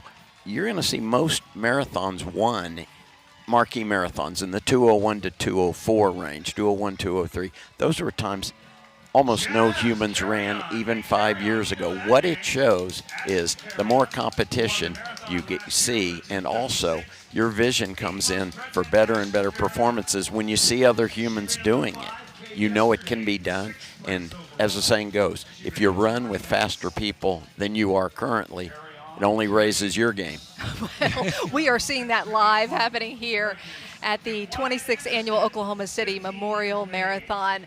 A live look there at the start line, and we still have people filtering through. What testament to this marathon. More than 30,000 runners for Race Marathon Weekend here in town from all the different states here, every single state represented. And I also want to make note that 17 countries are represented here at this race. If we come back here live and you look behind us, you can see we have flags behind us. Those flags represent the 17 countries. Wow. We have Australia here, Japan here, even Norway as well. The Norwegians are here. Yes, this is super exciting. 17 countries. I met a guy at the expo. He was from Seattle, wanted to be here. He did a Google search on marathons to run, and this is the one that popped up, so he is here today. And what a wonderful marathon it is. Not just a race either. It is the biggest fundraiser for the Oklahoma City Memorial and Museum. They get absolutely no state, no federal funding. And so this race is so important to keeping that mission alive. You know, this was started by the three businessmen, right, in 2001 because they wanted a marathon that they could do here. And now it has turned into a huge economic boom with 130,000 people estimated to be just in downtown Oklahoma City today on Race Sunday. Chris Williams is standing by for us. News 9's Chris Williams with the winner of the quarter marathon in the men's division. Chris, go ahead. Well, I'm here with another Chris Floyd. Congratulations on the win. How did it feel out there, especially coming off injury? Yeah, today was a great day. I had about a 4-month injury over the winter, so I only had one real workout before this race. But I'm just excited to be out here. Couldn't get probably further than 6.5 miles today, but it's great energy. The crowds are great, and happy to pick up another win. Why was it important to you to be able to get out here despite not having your full training? Yeah, the energy of this crowd, the city. This is such a big deal for the city and the memorial. It's a great cause. I feel like I'm part of the OKC running community. I got to show up for these races. Yes, you won the half marathon here last year. What is it like for you when you're coming down that home stretch and you see all the photos and the fans on the side? It's awesome. I love how they do the finish line. You get a nice long shoot, seeing the finish coming up. Yeah, it's great. I love dropping down the hill from the city, make that last turn, and it's just a couple hundred meters. You look like you've already recovered. You going to hang around, cheer on the other runners now? Yeah, I think I'm actually going to hop on a bike and go cheer on the half and full marathon runners. You are insane. Congratulations. Great race today. Guys. Great job, Chris, there with our quarter marathon male runner. We're expecting the female quarter marathon runner to be coming through any moment now. We'll be keeping an eye out for that final finishing tape to go across, and that's when we know we'll go down there live. I mean, can you imagine when this thing started in 2001 that here we are 26 years later and we still have people at the start that haven't actually been on the race course yet because there's so many people? 5,000 people started back in 2001, and now here we are with about 30,000 runners. And from the running perspective, not only the premier reason this race is put on the premise, all of the fundraising you talked about, every dollar goes to the Memorial Museum. But on the run side, it has become a destination road racing site in America by the efficiency with which the committee puts it on, by the acclaim it's won in the third race that we had, 2003. After that, we were acclaimed by Bart Yasso of Runner's World, one of the 12 must-run marathons in the world. And word has gotten out since that's then, exactly the last right. 26 years, no doubt about it. Runners right there in your shot, running right by our News 9 studios. We are so glad to be a part of this. In fact, about 50 News 9ers and their families are taking part in the Run to Remember. I can't get over how fast people are at the finish line here. Look at this guy. It's impressive. They're just flying right here. Just more on the economic impact. According to Visit OKC, this is the second biggest weekend for Oklahoma City, second only to the opening weekend of the Women's College World Series. And this race brings in $12 million to the local economy. $12 million just in this race. You It's kind of impressive. would know that by, as you know, being around downtown these last 2 days. The 2-day Health and Fitness Expo that OU Health and Visit OKC put on is just amazing. It's teeming. Outside of it, downtown rocks. A lot of folks said they're glad the Thunder wasn't playing here. Because there's so much going on, no doubt about it. The Festival of the Arts is going on this weekend as well. Barrel racing here in town. It is a great week and weekend for Oklahoma City. So we're taking a live look right there at the lead male runners. Hey, I want to go also keep a real close eye at our finish line because we are getting very close to us having a quarter marathon winner. In fact, here we go. Let's go out live. Our women's champion, 43 minutes on the clock. Welcome in, yeah, Sierra Tahal from Guthrie, 31 years of age, Sierra. Sierra Tahal. Good for her. What was that space? I want to see what that pace was. Looks fast. Mariella was in there. Excuse me, Mariella. I believe may have been Looking our at the other champion runners right now, and yesterday in third place this is overall. just all the hard work paying off today, and then you get this race day boost of energy that gives you hopefully your PR, your personal record. Absolutely. A lot of people around here and beyond Oklahoma point to this race from about tomorrow to next year's 27 race. It's their premier goal. I think we're going to have to get an update on the winner of that quarter marathon, and as soon as we get that, we will. Just trying to figure out. Some names have been thrown out there at the finish line, but we're going to get an official time here for you shortly, and we'll let you know who actually finished that quarter marathon. Our Chris Williams is standing by at the finish line, and so we will get the final word from him as soon as he gets the winner there. This is such a scenic tour of our city here. This race is going to go through 3 different cities, metro cities: Oklahoma City, the Village, and also Nichols Hills. And let me also just make note, I am seeing my family off to the side, so I'm waving to them. Great. Got incredibly distracted. I mentioned that 50 News 9 runners are in this, and our family members. My husband today running the marathon, my son's running the quarter marathon, and I have family in from out of town. I keep looking up for Gage here in the quarter marathon. He got a late start, and not because he wasn't out there at the start line. It's because we have just so many people. What a fantastic day to have this many runners. There's a look at the Walnut Street Bridge. This is kind of that first major incline right near the Bricktown Ballpark. It's a reality check. It is a reality check, but I kind of want to point out what your husband's going through, Nick, because he was someone who just he wasn't a runner that many years ago, right? I mean, he got kind of new to running. He picked up, did the half, fell in love with the half, did the half a couple of times, and then he's pushing it this year. And I think that happens to a lot of people. You just get so excited. There's the women's and that is winner. Hannah Jensen. Hannah Jensen, congratulations. Yes, indeed. Our winner of the quarter marathon. What do you know about Hannah? Hannah was pushed by Jake Jensen in the wheelchair race, and she being the first female who physically came across. Okay, let's learn more about her. Is this Sierra then? Mm-hmm. Okay, this is Sierra. We're gonna have Chris Williams is gonna jump in here at some point. A little confusing, yes. Sorry, Carl, because So talk us through what that was, because we're seeing a couple different names come across. You bet. Yeah, Mark. Hannah Jensen, a dear friend. It was pushed by another dear friend, Jake Jensen, in the wheelchair race. And Jake did the same in pushing Hannah through Redbud Classic just a few weeks ago. Great athlete. And Hannah has overcome so much. There's a Hannah's Promise in Oklahoma City created 15 years ago that is legendary. And so that is who was pushed through. And you got more. Well, we're going to learn more from Robin Marsh, who has made it down to the finish line, has the winner of the 10K. Robin, go ahead. Mariela Rodas is the winner, and she joins us. I know you don't speak English, but would you like to say in Spanish what this means to you? My name is Mariela Rodas. I'm from Guatemala. Thank you. Congratulations. Oh, congratulations to you, Mariela from Guatemala. Man, congratulations. Let's see the trophy. Here you are, first place, the quarter marathon. Oh, I've got an interpreter. Come on. Yeah, come on over. Okay. All right, we'll send it back to you guys. Amanda and Carl, back to you. Congratulations.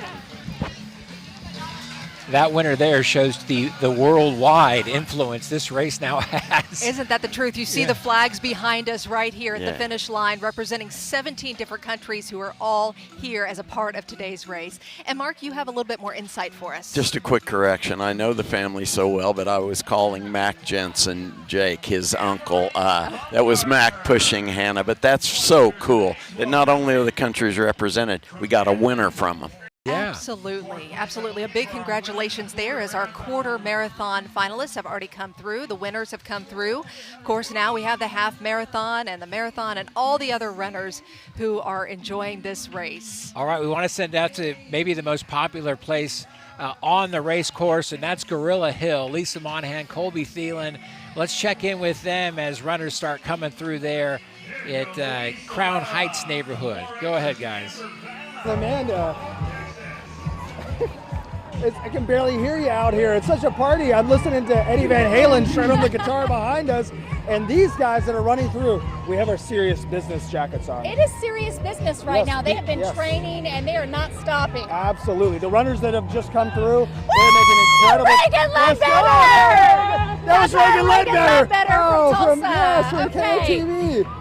Wow, that was exciting. That was exciting. He's making great time. This, as we were saying, it is serious business right now. Yeah. The folks coming through right now Very have been working hard. They're taking their time seriously. Very serious. Over our shoulder there, really a lot of party going on. Business in the front, party in the back. Yeah, that's what's going on here. Yeah. Chris, there's my buddy Chris Obers. He's got a little bit more gray in his beard this year, it looks like. So we are here at Gorilla Hill. That's about mile 7. It's a monster of a hill to climb up, and then you're greeted by folks in banana suits, 75 to 100 banana suits, or a banana suit. Or a banana suit. And you know what's crazy is, Lisa, when they get to the bottom of that hill, you can see the exhaustion on their face. They've been working hard for 7 miles. They hit the bottom of that hill, the expression totally changes. And it's because of the energy that is brought right here. You can feel their demeanor changing. There's also energy in the way of about 1,000 pounds of bananas cut up into about 6,000 pieces. They're offered to the runners for the most unique water station along the marathon route. Some take them, some don't. Yeah. We just don't want to slip on them, so they say, don't throw them on the route. Don't peel on the road. And as Journey is saying right now, any way you want it. That's the way you need it. And a lot of these runners are getting exactly what they need right now. Yeah, they are. Yeah, for now, Carl and Amanda, we're having a party out here. We'll send it back to you. Oh, we love the energy, the excitement out there. You guys are fantastic. I saw a sign at the expo that says Gorilla Hill is to the Memorial Marathon as Clark Griswold is to Christmas lights. That's exactly so true. Great explainer right there for sure. We want to check in now with Lacey Swope. She is following the lead lady runners right now. Lacey, take it away. Who's the lead of this marathon right now? Oh my gosh, guys, this is so exciting because as we knew this year, the lead female marathon runner, the winner this year, is going to be someone we've never had before because of the past couple of years, those runners are not running. This is Maddie McQuirk, guys. She's right there. I can't even see this person that's in second anywhere near her, not in sight anyway. We are on Western. We're about 8 miles in. I mean, she's just rock solid. This is such an amazing job. This is one of my favorite days of the year, getting to be a part of this and watch these elite runners.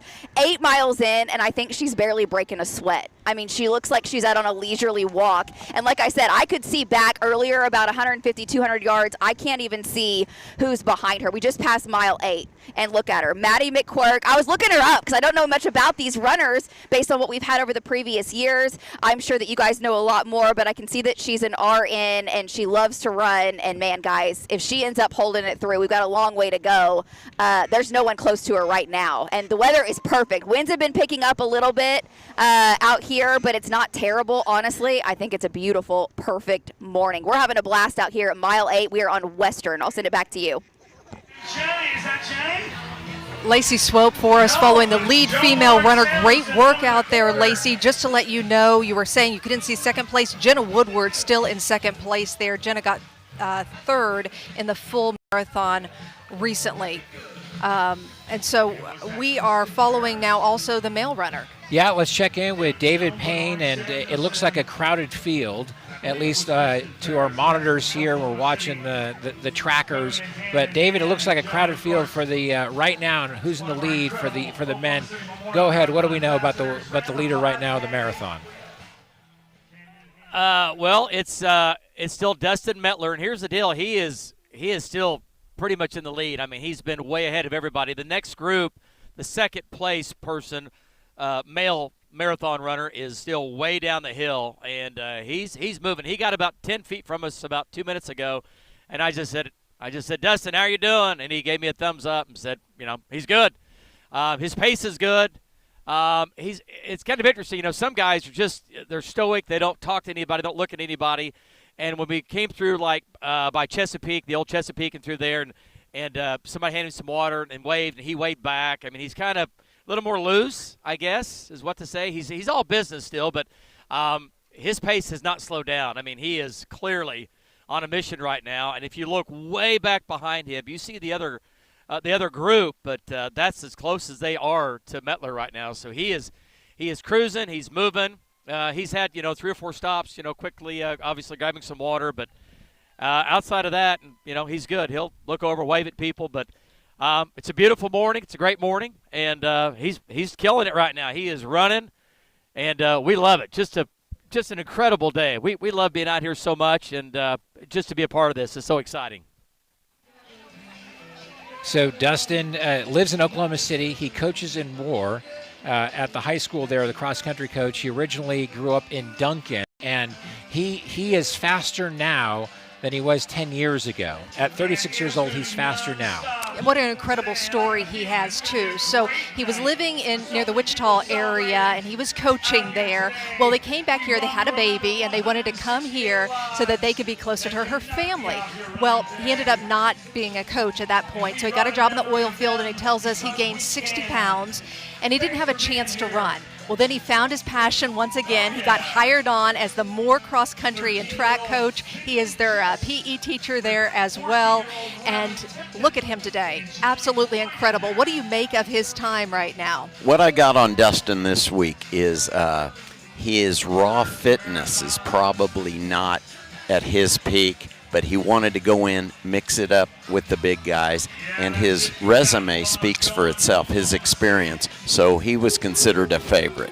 Absolutely. He wanted to show to his kids that they can do hard things, and here he is today. He's not an experienced marathon runner. His first marathon was last fall, Wichita. He won. He is proud to say his very first cross-country race, he got 9th.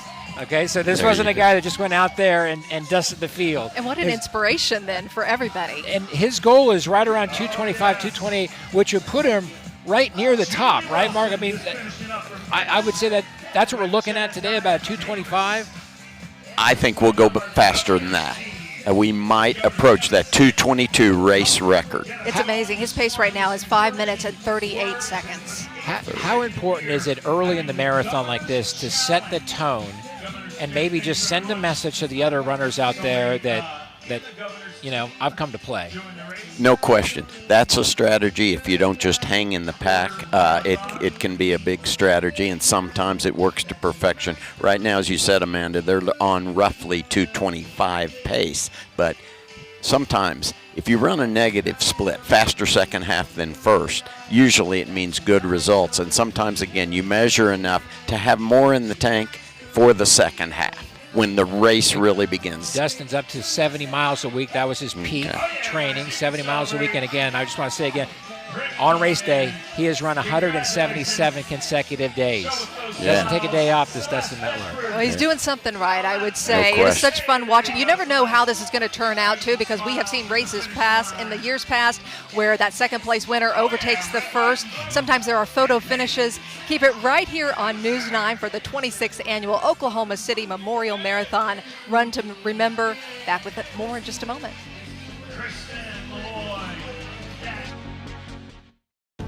As thousands gather for the Oklahoma City Memorial Marathon, we pause to remember the 168 lives lost and all those forever changed.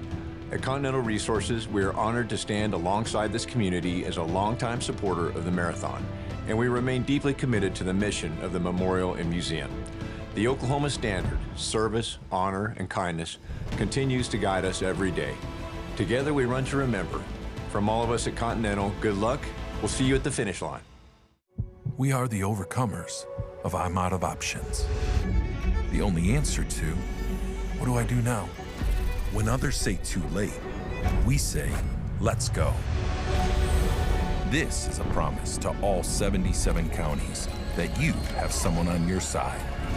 Working, fighting, wrestling, so that she has a tomorrow, so that you have a tomorrow. OU Health, never done, never outdone. At HAC Inc. and at Homeland, our purpose goes far beyond groceries. Sponsoring the Oklahoma City Memorial Marathon is deeply important to us because it reflects the values we live every day: resilience, community, and showing up for one another. As an employee-owned company rooted right here in Oklahoma, we're honored to support an event that brings our communities together, honors those that we've lost, and reminds us of the strength we share when we move forward together.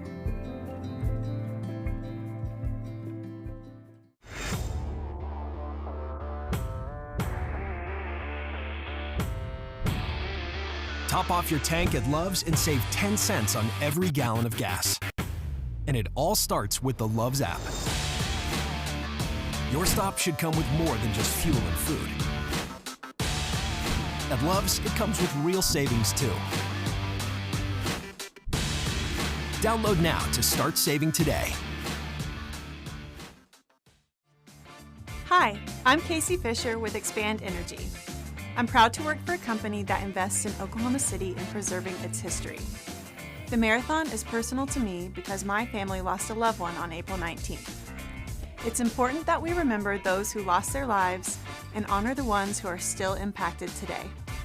On Marathon Sunday, we'll be cheering for you at the Expand Energy Water Stop while also remembering why we run.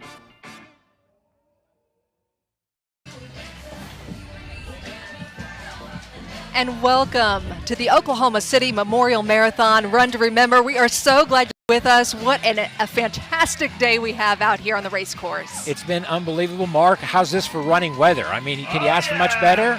Especially for these folks finishing earlier, you couldn't ask for much better. Later might be a little high on the temperature side, but really a wonderful day. As you might remember, much less humidity than last year.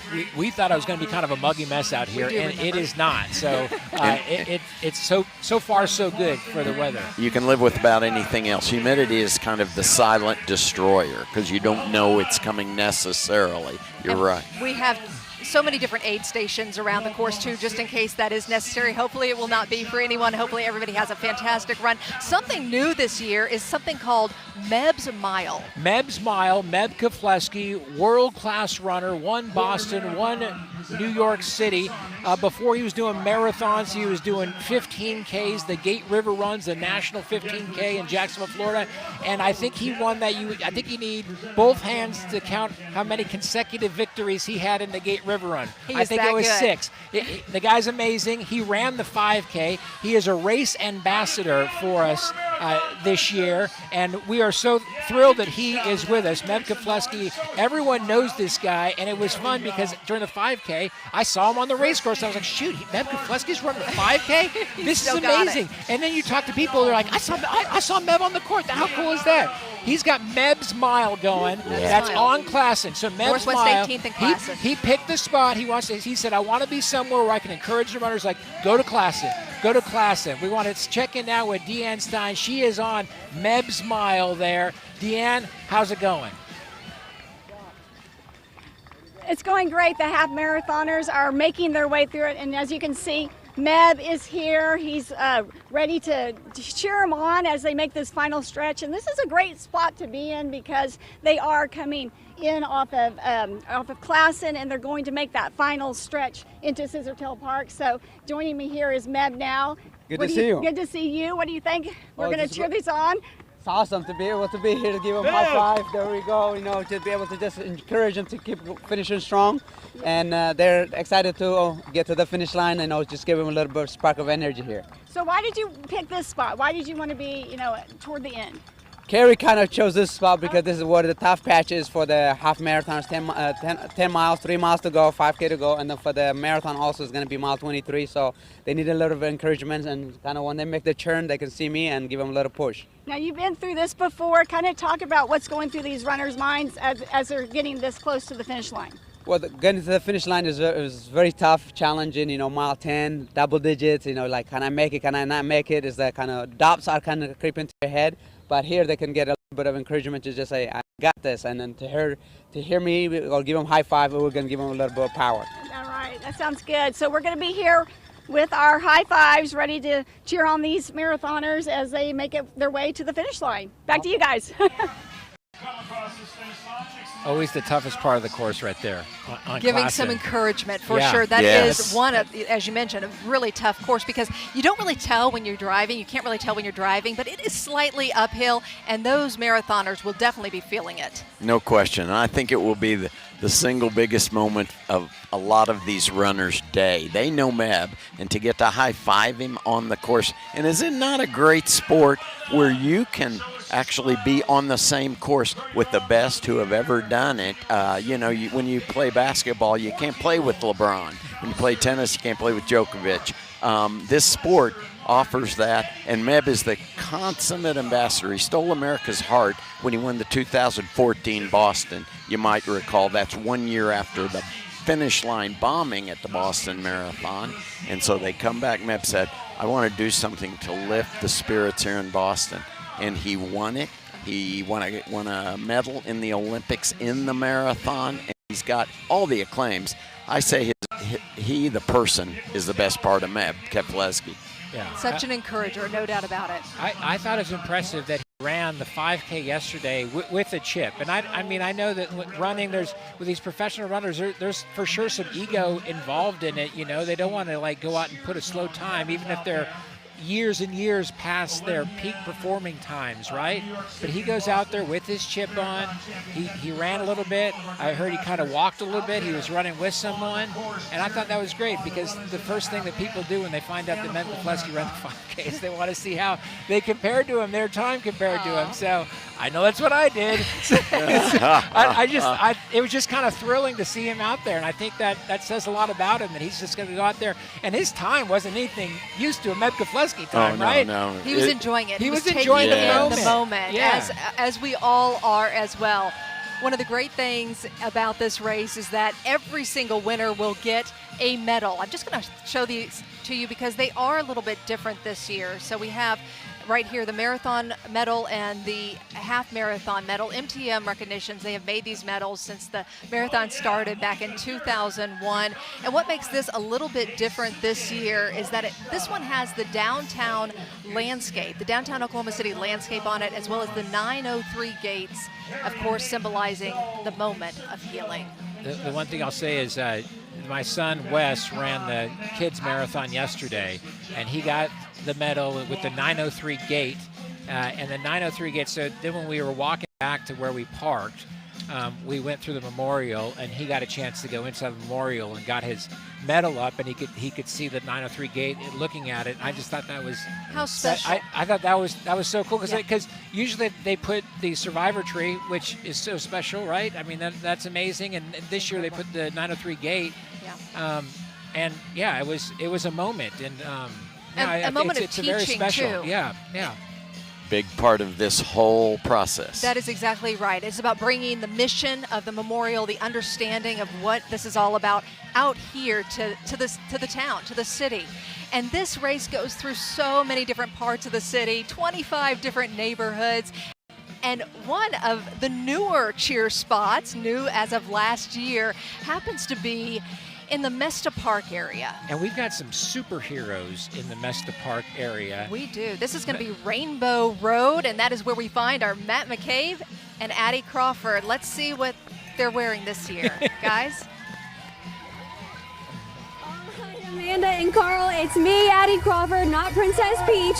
And then there's Matt McCabe, not Mario. I know we look like the characters. We got a lot more characters here. Hey, guys!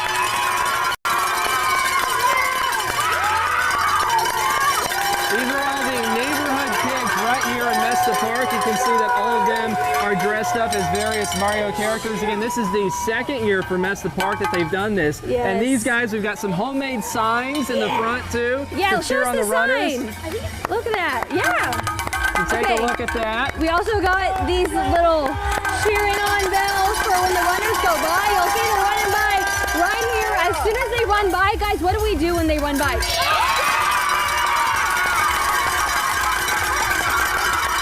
Now, one of the things too that they're doing here is there's also power-ups that are available, just like in Mario, right? So you guys can get power-ups too, right? That's big time. So we've got some racers themselves with their race car costumes here. Super Mario Bros. Okay, so this is awesome. We've got the half marathon that's coming through, and we're just going to have even more runners for the next couple of hours, and it's going to be a great time. It's a party, guys, right? Yeah, it's a party! Let's go!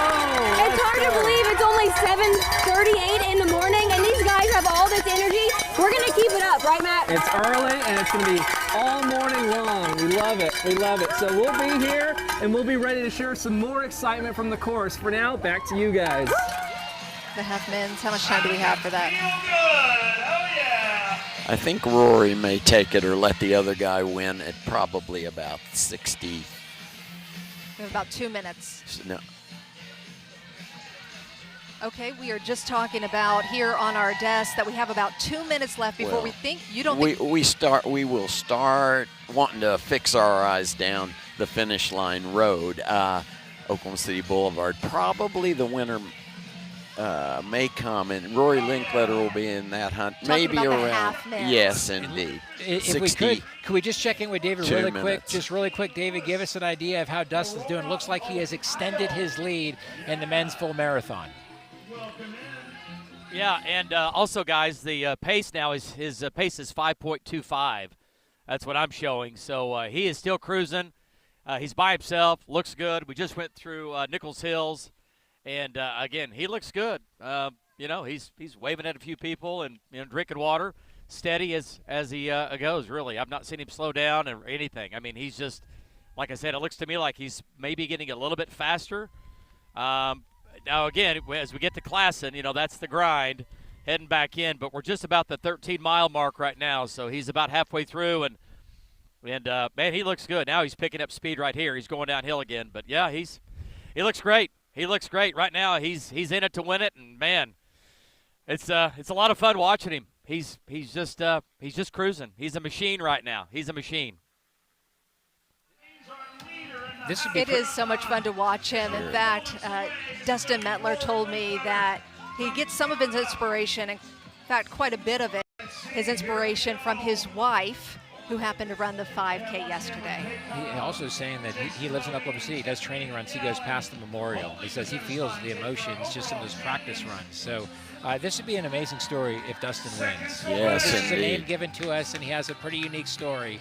Crazy, and let's here go it to the comes. finish line. We have men's half marathon winner coming down Oklahoma City And Boulevard that's right now. Rory Linkletter. What can you Couldn't tell us help about but win Rory? it. Yes. Second fastest ever in the marathon, Canadian. Fastest ever half marathon, Canadian. Takes it here. Yes, Nice indeed. bow. He was one of our ambassadors invited, and what a great spirit he has. He was all over the expo talking to folks and being on panels. And just a little bit about Rory. He's 29, representing Canada in the Marathon 22 and 23 World Championships. Holds a personal best of 2:06, which he captured also in Chicago and Boston 6 days ago. So he ran a full marathon at peak pace 6 days ago, and he currently holds Canadian half record of 59 minutes. He wasn't running as hard. We kind of wrote him off just because he ran Boston, and never the thought was like, no, he's here to enjoy the moment. He's not going to be going out at some blistering pace, and here he is 6 days later doing that. It's what happens. He was talking yesterday on the panel. He said, I can't go hard. I've got a race coming up soon. So he must have just felt great out there today. Yes, and again, Rory Linkletter is capable of 10 minutes faster than that. That is the kind of athlete you bring to Oklahoma City. And remember this, different from the ultra marquee races around the world and country, no payout for these athletes. Right. That's what makes it so special, though. That And is important to know. And I think that's what is I mean, these, like, now kids, right, are their kids, and they grow up knowing about this marathon, and they want to win it because of how special it is to this community. And that's what I think, you bring in prize money, you're going to lose that. You're going to lose that field. And again, it's the biggest fundraiser for the memorial and museum.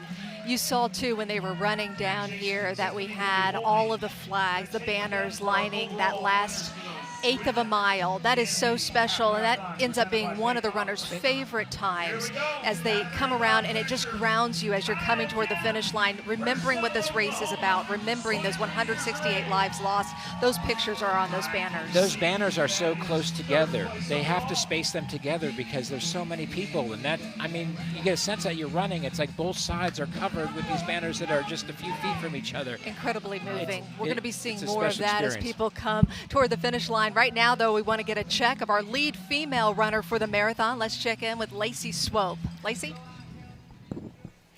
Hey guys, so this is Maddie. She's still very much in the lead. Still, we can see a really long stretch. We can't see the woman who is in second as of right now. She's still holding her own. This is Maddie. She has been doing great. We're 11 miles in now. We're on Wilshire, so we've made our way here into Nichols Hills. We're closing in. I mean, gosh, by the next time I talk to you, we'll probably be about halfway done with this thing. She's talking every now and again to the marathon runner next to her. She just seems like she's out on a leisurely jog. It's just so amazing to watch how incredible she is. She's running at about a 6.5 mile pace that picks up, slows down just a little bit. But overall, we're kind of on a downhill slide now, and you can see she picks up speed, but carries on conversations. Every time we come by the water, she gets a sip of water. And yeah, she's just continuing on like an absolute rock. It's incredible to watch from this vantage point, just staying in front of her and watching her step by step. So we'll see how she ends up doing here over the next couple miles. We're making a turn here to the north, and just as Mark was saying earlier, you can just tell the humidity has actually dropped off a ton. I hope that's going to help all these marathon runners over the next second half here of this race. But right now, guys, it's all about Maddie right now all day long. I can't even see anyone behind her at the moment. Back to you. Yeah, what an exciting time for our marathon runners. Lacey Swope following the lead female runner. Maddie with a lead of like a minute 30, a minute 24 right now at the moment. So we'll see if that holds up. We're going to send it down to Chris Williams. Chris is with the winner of the half marathon Robin men's is actually side. down there Robin's too. with him. Okay, go ahead, Robin. Sorry. Hey, it's me, guys. Oh, man, I'm here. Are we up? Okay, I'm here with Rory Linkletter, just won the half. You just did Boston on Monday. Yeah, I'm still sore from it, but I came out here with no intention of running the half marathon at all, yet alone running it hard or trying to win it, but I just got excited, wanted to have the most fun possible, and nothing's more fun than trying to win a race. Well, and you won. Your time was really good. Your time in Boston was great too, wasn't it? Yeah, Boston was a nice personal best for me. This isn't quite a personal best, but it was a great memory, and it's always fun to break the tape and have a good time out there. What was different about Oklahoma City, especially when you come down the stretch here and see the pictures of those 168 people? Yeah, it was emotional. I was really trying to look at as many pictures as I could, read as many names as I could, and really run to remember and think about that, because I didn't know much about the tragedy of 1995 before this trip, but I've learned a lot on this trip here to Oklahoma City, and it's beautiful that this race is an opportunity for this community and people coming from all over the world to celebrate and remember and show that humanity comes together in moments of tragedy. Yeah. The weather was a little harder here in Oklahoma City, the humidity, huh? Very hot and humid for my liking, but hey, it's fun. It's good to sweat. Tell me about your connection. You're from Canada with Lou Dort and SGA of the Thunder. Yeah, so I ran in the Olympics in 2024 for Canada, and I happened to be in the Olympic Village walking around and saw SGA, Dort, and Nikhil Alexander-Walker. Stopped them, got a photo with them, and I will say in the photo, I feel like I don't look that short next to them. I feel like I look reasonably tall next to 3 NBA players, so I was pretty proud of that. Well, we're proud of you. Anything you want to say to the folks in Oklahoma that are watching? We've got a Canada elite athlete here winning the half. Congratulations. Get out and run so you can be here next year if you're not already. So it's a great event, and I'm so glad I was here. Well, we are grateful to see you, and congratulations. Rory Linkletter, our half marathon winner. Thank you. Thank you so much. Back to you guys. Meeting Thunder Stars going for a PR in the Boston Marathon at 2:06 just 6 days ago. That's right. Here he is. Absolutely He says he got excited. He got excited and wanted to win a race. I'm sure it was exciting for him. He's got quite an acclaimed podcast. He is a character, and he really gives back in terms of advice. I saw him with some young folks yesterday. A lot of questions went his way because he's right now. He's prominent, and he's very popular. And, yeah, he got caught up in it. Had to go win it. Yeah. First time in exciting. Oklahoma City. And he's a Thunder fan. Oh, I love that. Yes. Because Jenny Simpson, one of the other ambassadors invited here, Dakota Popane, is a big Minnesota fan. She wanted to throw that in. Joni Benoit Samuelson. A big Minnesota. Why are you saying these things, Mark? We don't care about Minnesota fans right now. True. But Samuelson, she's a grand dame of women's running internationally and in America. She said, "You won't mind if I wear my Celtic jersey in case we meet up," but she came again. Just an exception for no one else. No, that's right. Okay. No one else. It's so much fun to follow these lead runners. Of course, we've been watching on the screen. If you want to follow your own runner who happens to be running today, go to news9.com or News9 YouTube page, and there you can find your runner. We also are recording here at the finish line. If you know what time they finish, go back later on in the day and look that up. It is so much fun. I'm glad we have that feature, and we've had it now for years, but everyone wants to see themselves finish the race. And so we've given you that opportunity to go find yourself there, and you'll see yourself cross the finish line, a moment you won't forget. You guys always pull out all the stops, and it gets better every year. Love it. getting ready to interview the winner of the half marathon, the female half marathon. So if Robin, you're ready? Okay, well, let's sit down to Robin Marsh, who is down there with the winner of the half marathon. Robin? Well, she's a local girl too, JC Smith. Wow, did you beat your personal best record? I did. I ran this race. So I've been part of the Oklahoma City Marathon since I was 10 years old. I ran the kids marathon, and that kind of lit a fire in me because my dad ran either the half or the full marathon every year. And so when I was 11, I decided I wanted to train for the half marathon with him. And bless his heart, he trained with me, he slowed his pace down, and we finished that thing together. And I ran it for a few more years until I started competing in track. And then went off to college, and then most recently came back in 2021, and that's when I set the course record. And so I was after that this year. Oh my gosh, and you did it. Yes. Man, what does it mean to run this marathon? You know, it is a qualifier for Boston, but there's no financial thing, but it's like something deeper inside, isn't it? Yes, and that's why I love it. I run a lot of races, and there's always pressure in a race, and you want to do well. But in this one, you know, you're running through the course, and you're in pain, and you're like, I want to win, but I'm hurting. And then you remember why you're running and why this race happens. And then you just like calm back down. And it's just so humbling and so cool to see the city just rally around this race. And honestly, I don't think it should change a thing. Like, I love it for what it is, for honoring the lives lost and those who keep fighting. So it's amazing how it does touch you, and it never leaves you. You ran it as a kid. It never left you, did it? No, it didn't. This is what lit the fire in me to start running.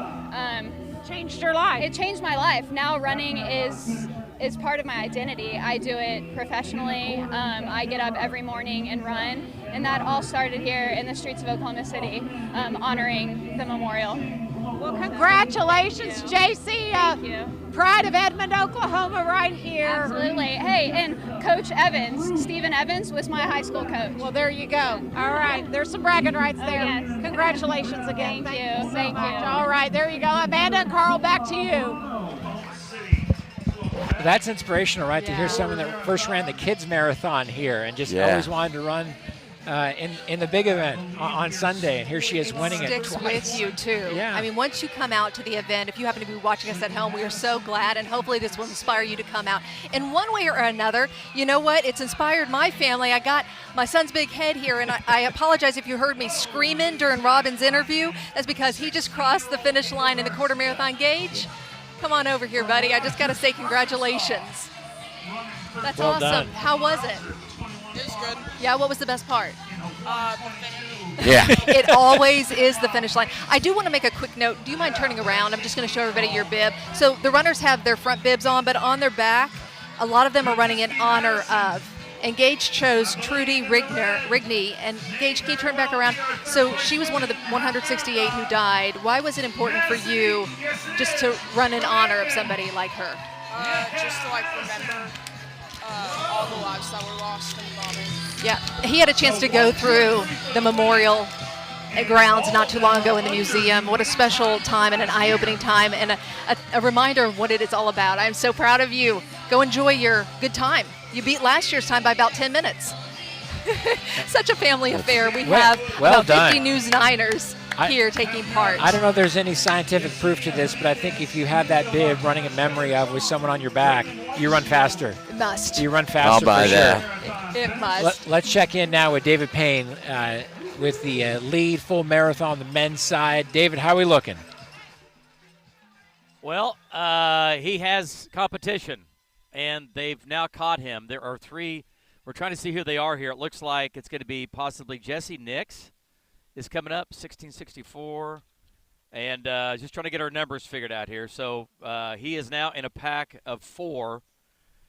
Yeah, so that changed quickly. These three gentlemen here came right up so fast. I mean, he was completely by himself. And now Mettler, at least for now, is at the back of the pack here with the new leader. That's going to be is it Taubenheim? Bib number, 684, 1684. It's going to be Taubenheim is now the leader, but just by a few feet, okay? So, so Mettler's dropped back some, and this is just happening right now. Matter of fact, the app is not obviously hasn't caught up to who these guys are right here. I'm just reading their numbers here live, and okay, hang on a second here. Anyway, it's Stephen Baker, okay. But it looks like the new leader for now is going to be Tauben. Is it? I may be pronouncing this wrong, but Taubenheim is the new leader, and Mettler has dropped back to 4th place right now in the back. It looks like 3rd or 4th. It looks like, guys. Okay, David, we appreciate it. We'll see if that changes. Nick Taubenheim. We're frantically Googling right now. Nicholas Taubenheim. And the reason that the app doesn't update, it's because they only have, there's probably a better word for readers, but the chips get read every so often along the course. And that's when we on the app will get an update, but we are getting the best information right here live on News 9, as we just heard from David Payne tracking the lead male runner. Do you have anything else to add on him? Well, this guy is East Coast guy, Westport, Connecticut. That's his hometown. College, Claremont McKenna, and that's his stats in 2024. So this is a young kid, young, fresh legs out there right now, and we'll see if he can hold this up. But it just kind of goes to show you that this marathon's getting out there, and we said 50 states, 17 countries, and these aren't just runners that want to participate. These are runners that want to win, and they're coming here. You never know from where they come or if they're dark horses, and some like to play as a dark horse, not show their hand. So 26.2 miles. Anything can happen as we've been watching the lead male and lead female runner. Let's check in now with News 9's Lacey Swope, who's been following the lead female marathon runner. Lacey, tell us the update out there. Hey.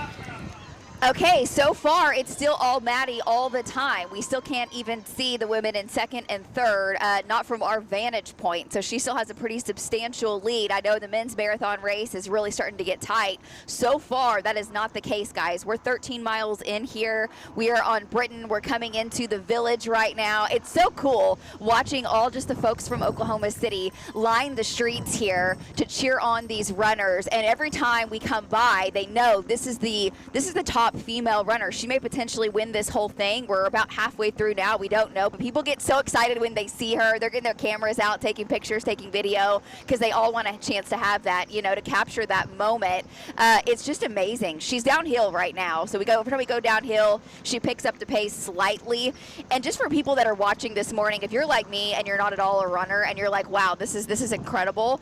These runners, they have these gel packets in their pockets on their hips, and about every 5 miles, they take them out, rip the top off, don't lose stride. Don't slow down. And they suck down these gel packets to get energy. That's their food, if you will. And they're able to do that while running. I can't even chew gum and run. So this is just amazing to watch. She takes water every single time. We just passed the folks, guys, that have all the pickle juice there on Britain. She did not. I will tell you, Maddie did not partake in the pickle juice. Right overhead, it might be kind of hard to hear me. Mason Dunn is right overhead in Bob Mills Sky News 9. It's just a beautiful scene right now here in the village. The lead female marathon runner right now, the helicopter overhead, and everyone seems to be doing really well. And again, guys, right now, this is not a tight race at the moment. I'll send it back to you.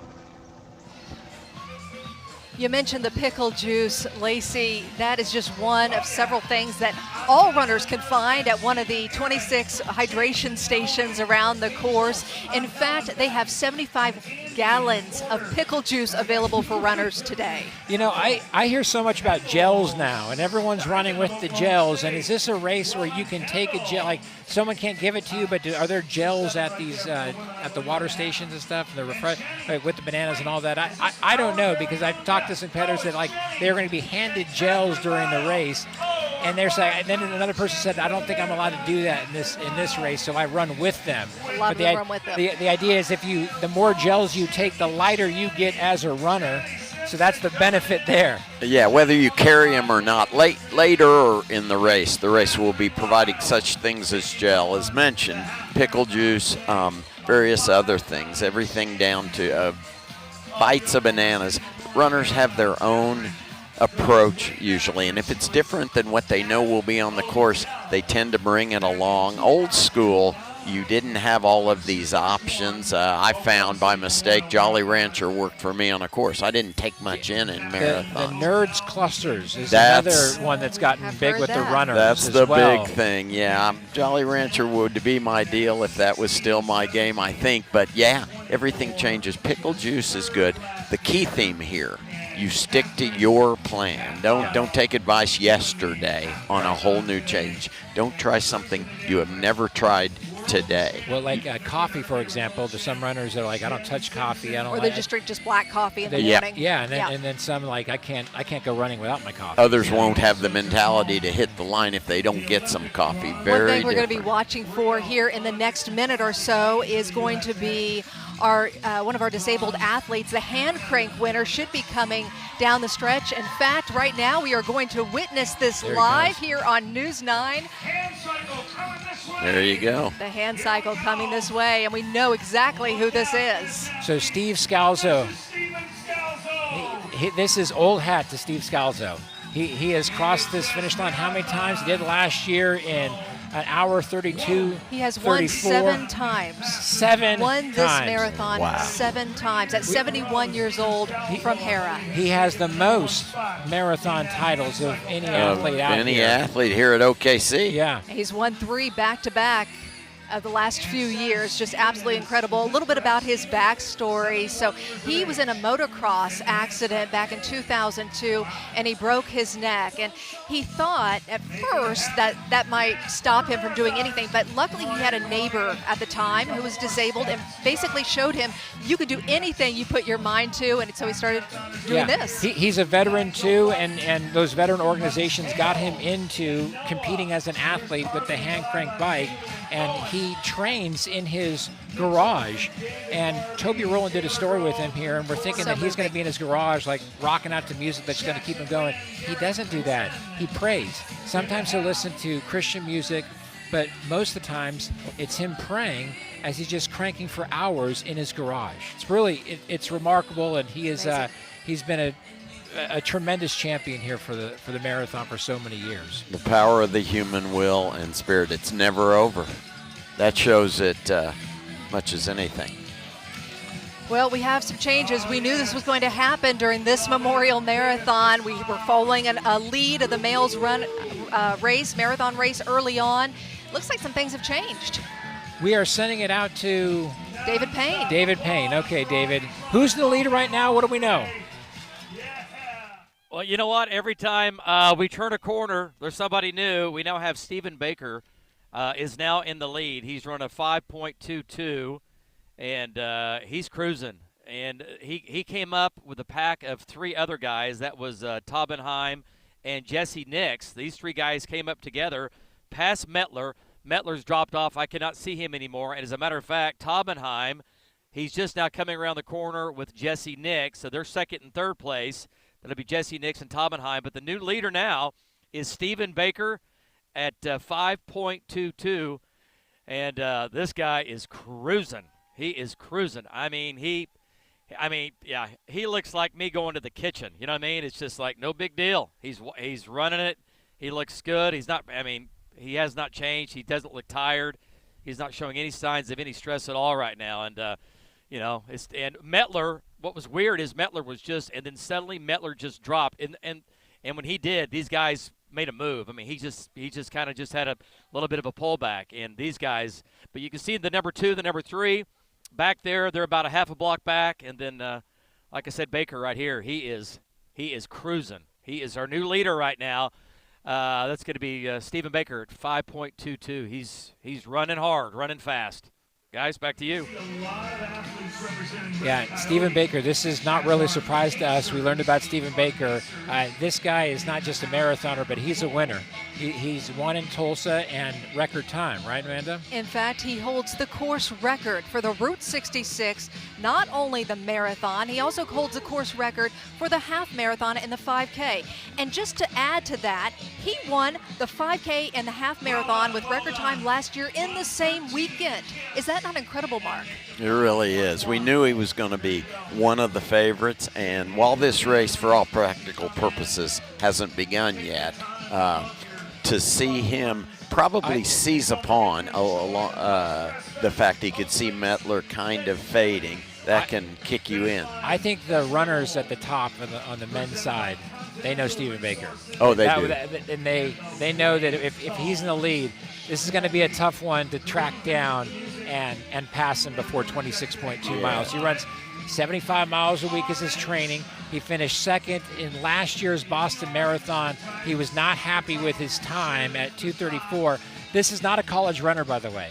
He ran in high school, Tulsa Union, and then kind of stopped running and then got back into it and realized he was still pretty fast. Yes, and an interesting thing about the long distance aspect of the sport is you can be peaking harder in short races, 5K, 10K. You can literally be peaking in your late 30s to early 40s at distance, like half or full. Well, we talk about Med Keflezighi. I mean, that was his that pretty much went journey. on. As you slow down and get older, you get longer distances. And right? if you can keep that consistency and that will, 2 Olympic gold medalists have taken one at the age of 38 years old in the marathon. 38 Olympic gold medalists. Yeah. So Stephen Baker there, the lead male runner right now at 35 years old. We're keeping an eye on the male leader of the marathon, the female leader, and everybody else who takes part, all 30,000 people in this great race. Stay with us. We'll be back with more in just a moment.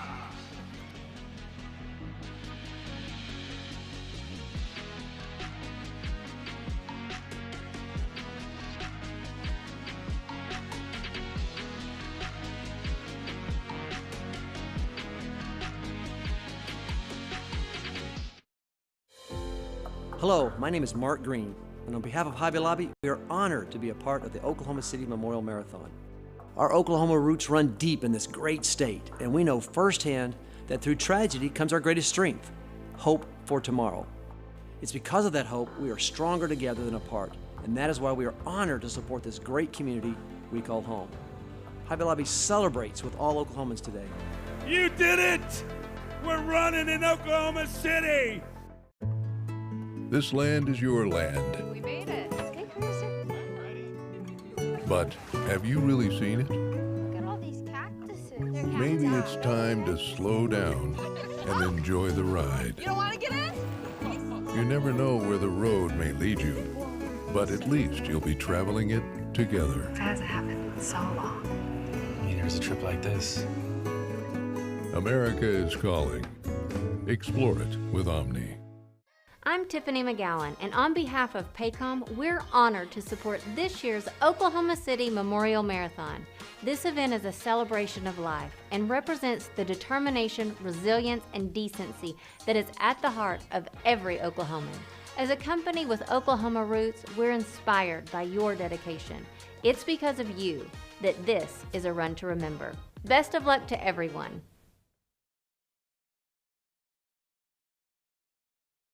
Dog grooming genius here. No, over here. And I live for operational excellence. Cute makeovers? I see a shop in sync. Thanks to Genius. Scheduling personalized. Checkouts flawless. Real-time reviews for the win. From game day crowds worldwide to running this shop. Perfectly executed. Big league reliability for any business. That's Genius. Hi, I'm Dr. Tyler Jones. At Mercy, healing is our way of life. As a sponsor of the Oklahoma City Memorial Marathon, we celebrate the ongoing healing of our city and the strength and resilience of the survivors, as we preserve the memory of those we lost. We're honored to participate in the uplifting event that brings so many of our neighbors together in this amazing show of unity and support. We at Mercy are inspired by your passion, and we're cheering for every participant. Jorge.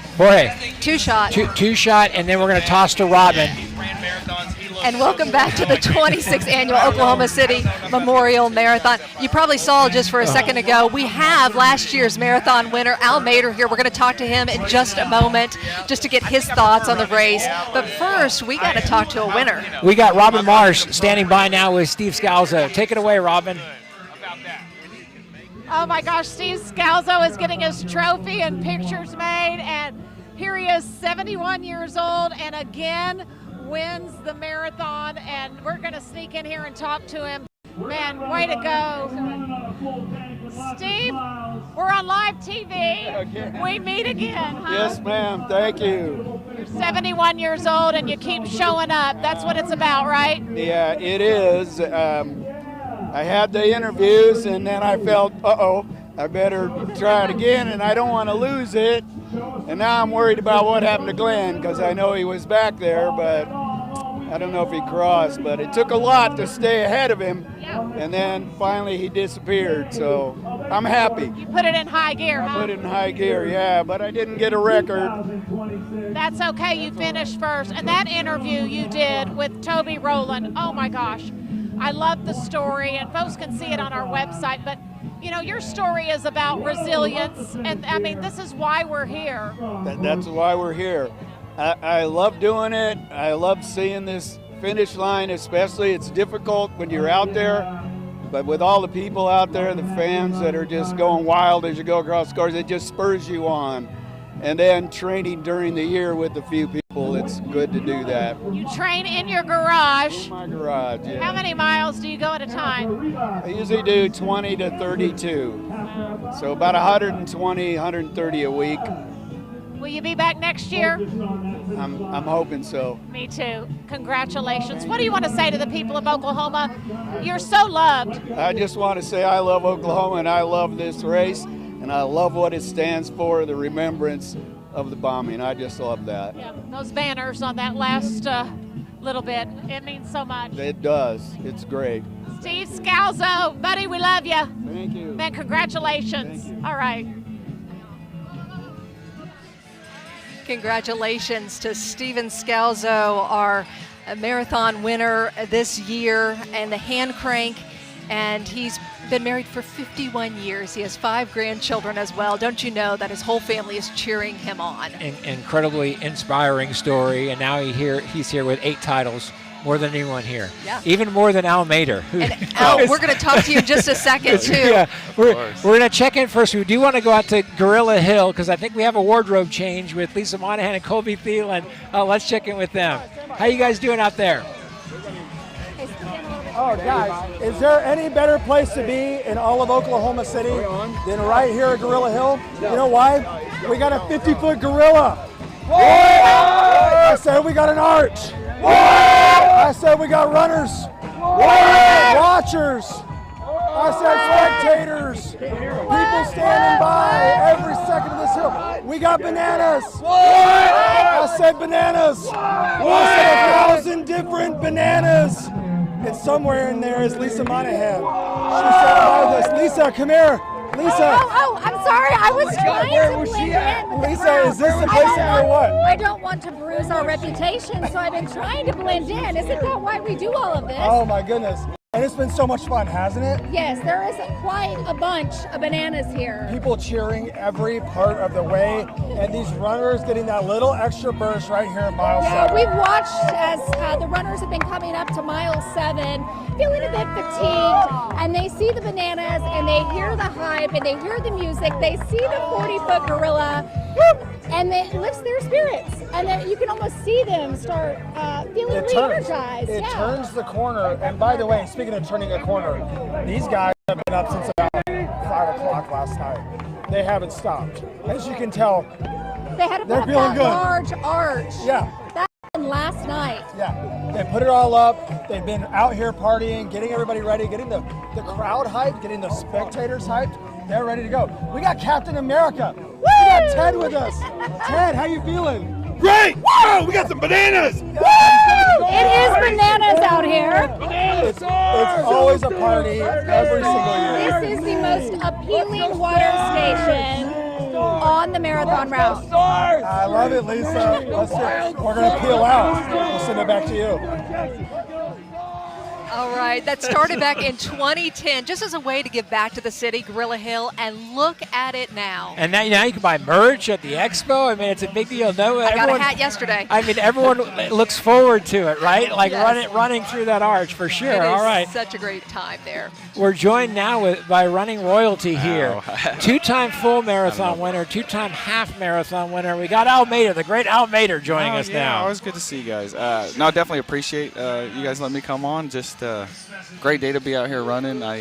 I'm enjoying watching. I do think I prefer to be out there, but again, I just love being part of the day. So it's awesome out here. I was going to ask, It's how hard is fantastic. it for you It's to a be little on this bit. side of it? A little bit. I do think I prefer to be running, but again, I've done kind of my other stuff this spring, so I can be content letting that sit. And this is always the plan for a year or two. And you know, there's always some other stuff to do, even though this is Like always the Boston Marathon.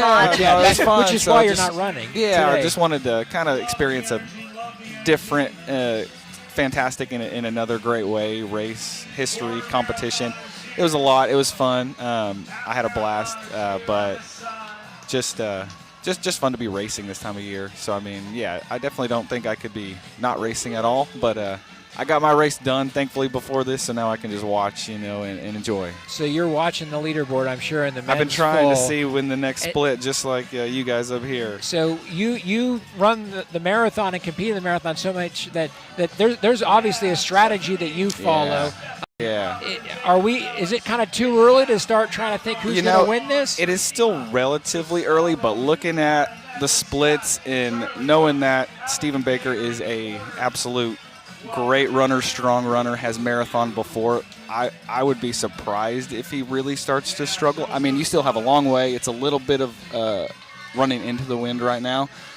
So you could still see some movement, but he is absolutely flying, and with how strong he is, he's looking great right now. It looks amazing, especially Yeah. from our vantage point. You've obviously run this race Yeah. many times. What are those front runners dealing with right now? Yeah, but similar. You're right around that point where you kind of start to really feel out who's moving either direction, right? You don't get a lot in the first half of the race other than, just kind of getting in your position, your shape, and then you really start to make the moves around coming down Grand onto class in 18, 20, 22. So he's feeling right now like he's far enough in the race he can absolutely make a move. And that's kind of where I'd make my moves, is closer to that 20, the ones that have gone well. So just hit that last 6 miles and hammer down, and he's still looking good. Like, he's still going to have to fight up class and fight to the end, but that's the man who knows how to run. He's ran before. He's not uncomfortable in this position. You've seen him He at looks races great. before. I've seen him at races, yeah. So he's out from the Tulsa area, so it's not like I know him on a super close basis, but, social media, following things, like seeing some fun stuff. And I think I caught up with him at that first either Tulsa Run or Tulsa Marathon I did 2-3 years ago, and he was kind of getting back into it. But since then, he's just taken off and ran some really, really impressive times. He looks good. And Al, how tough is it to run as the leader when you're in the lead by like you're pacing yourself at the same time you're worried about who's behind you? Yeah. Is it tough to be the hunted versus the hunter?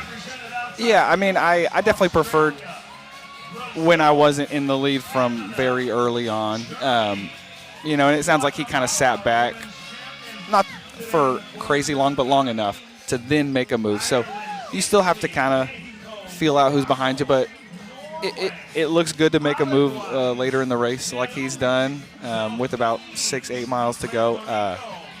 Then you feel like you're at least far enough along. It's a little stressful early on being way, way up there. Yeah. But, I bet. But this late, it's time to make a move, time to kind of feel it out. Will you stand by with us? We want to check Sure. in with David Oh, Payne yeah, to see absolutely. how Stephen is now doing. David, go ahead. How's our leader looking right now? Carl, he looks great. Second place is several blocks back. I can barely see second place, but I think what you all were just saying there, that, he's a veteran. He's done this before, and that makes such a big difference. I think, mentally, and man, he's down to 5.2 is his pace now. He's getting a little faster. I mean, we're coming down Grand right now, just crossed 63rd here, and over Nichols Hills, and man, he is cruising. And you know, talking about the wind today, we are going back into the wind. I'll just say this: it's a southeast wind, and it's about 10 miles per hour. It's not that Oklahoma 20 to 30, 30 to 40.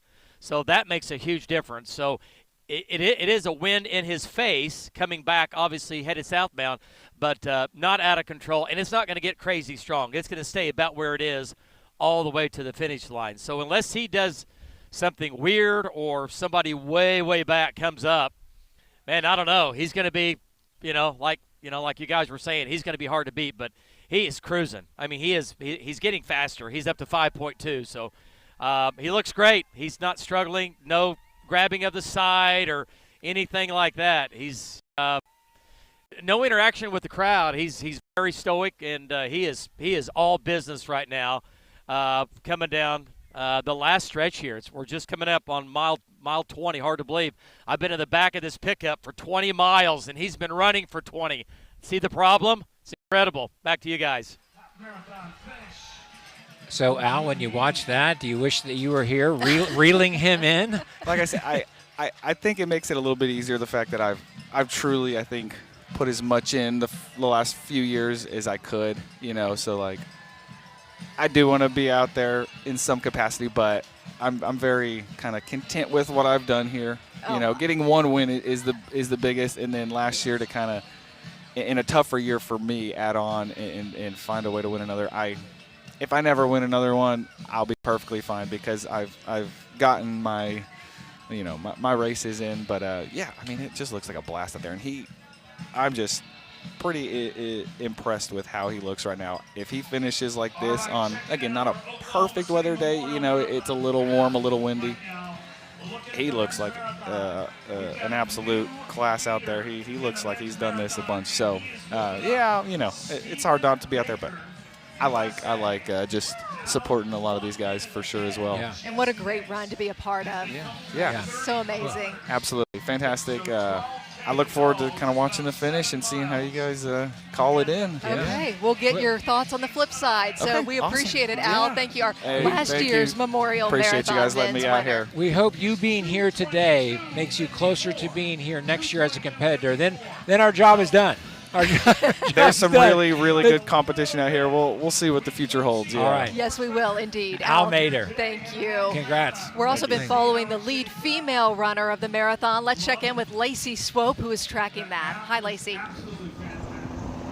Hey guys, so yeah, we're on Drexel now. We just crossed mile marker 17, and it's still all Maddie as far as I can see. So she has been the lead female runner since she crossed over the line.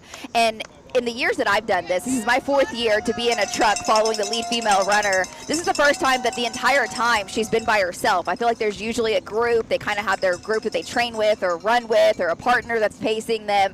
This has been all her. I mean, she's been by herself this whole time, and right now she's physically alone. There's no one close to her, even some of the other marathon runners and things.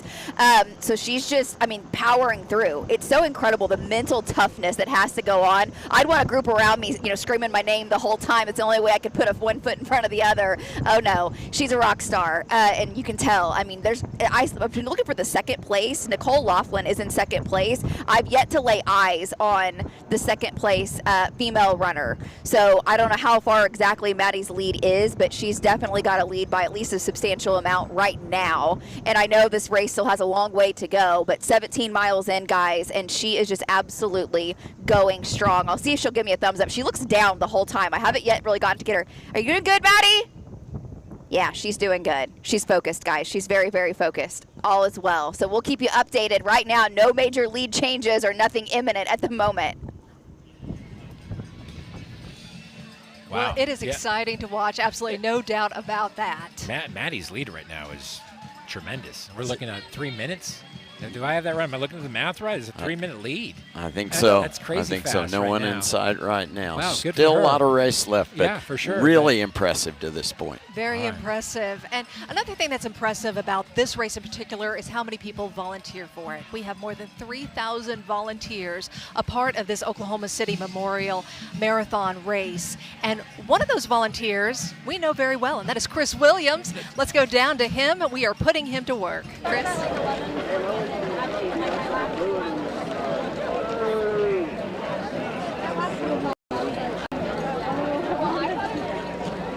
All right, I'm neglecting my medal duties for a second, just to tell you guys what's going on here. There are so many people coming through, and I don't know what's more impressive, the ones that look like they didn't even run anything, or the ones that are in such a daze, they have nothing left in the tank, and somehow they ran this race. It's really cool. On one side, I have a volunteer who's a survivor, who's giving out medals, and for her, it's congratulations and thank you for running, because it's personal. Every single person who came out to do here came out to run today.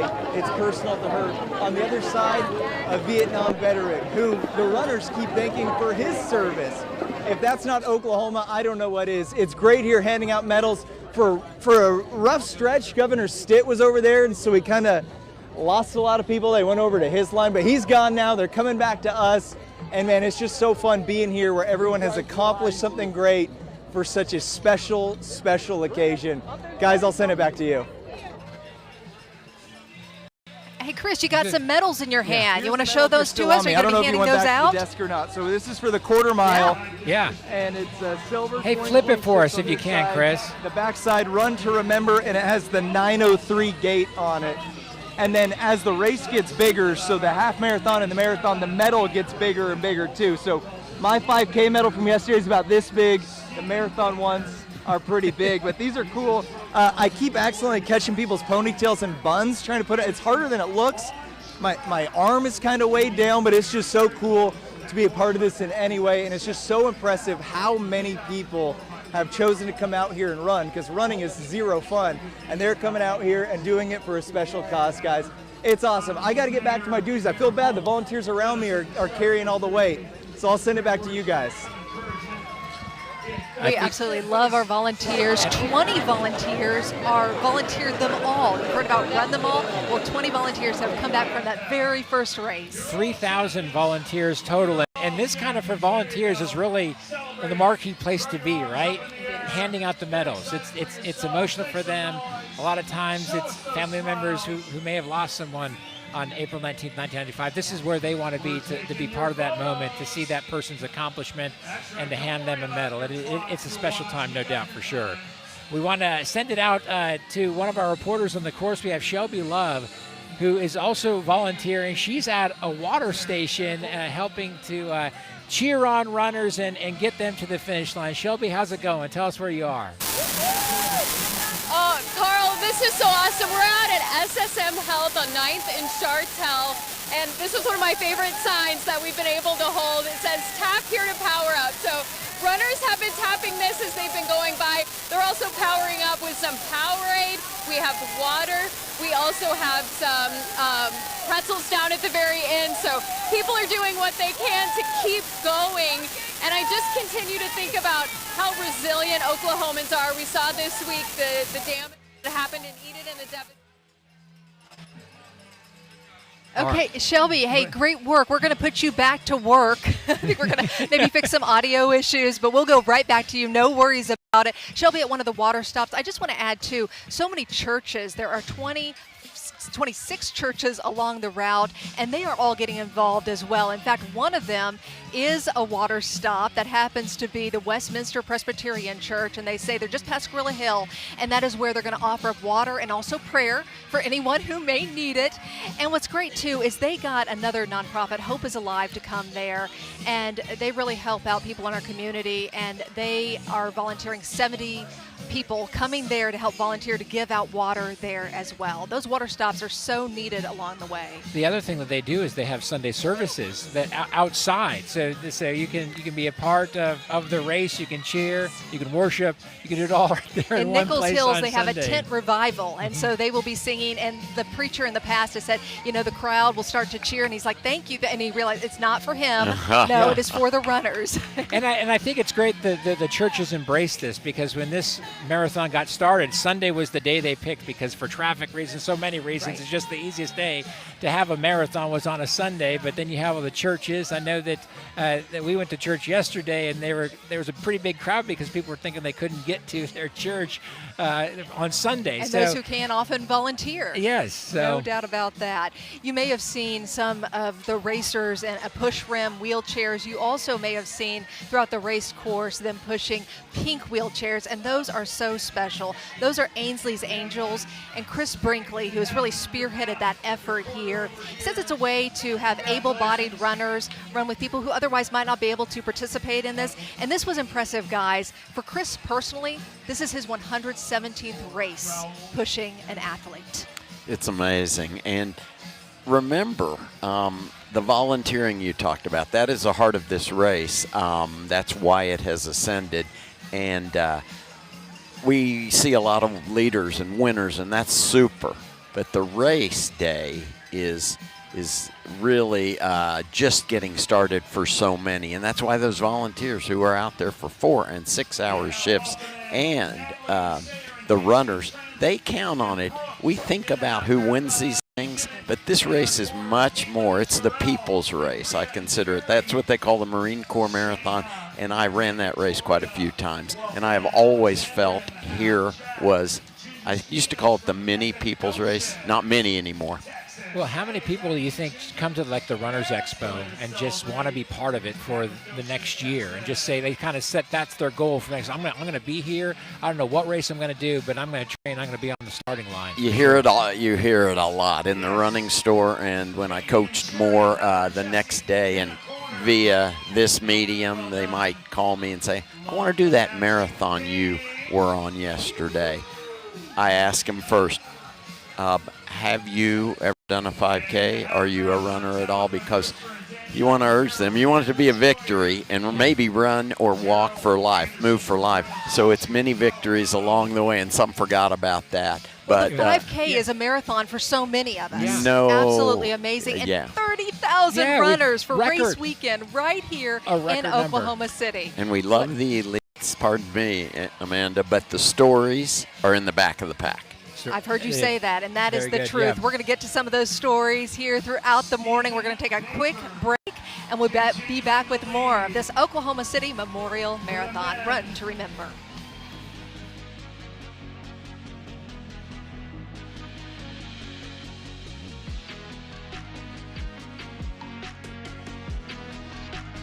Tyler Media, Oklahoma's media company, and 107.7 The Franchise are proud to be a sponsor of the Oklahoma City Memorial Marathon. Today, we celebrate the incredible spirit of the runners and donors who make Oklahoma City a strong symbol of hope and resilience.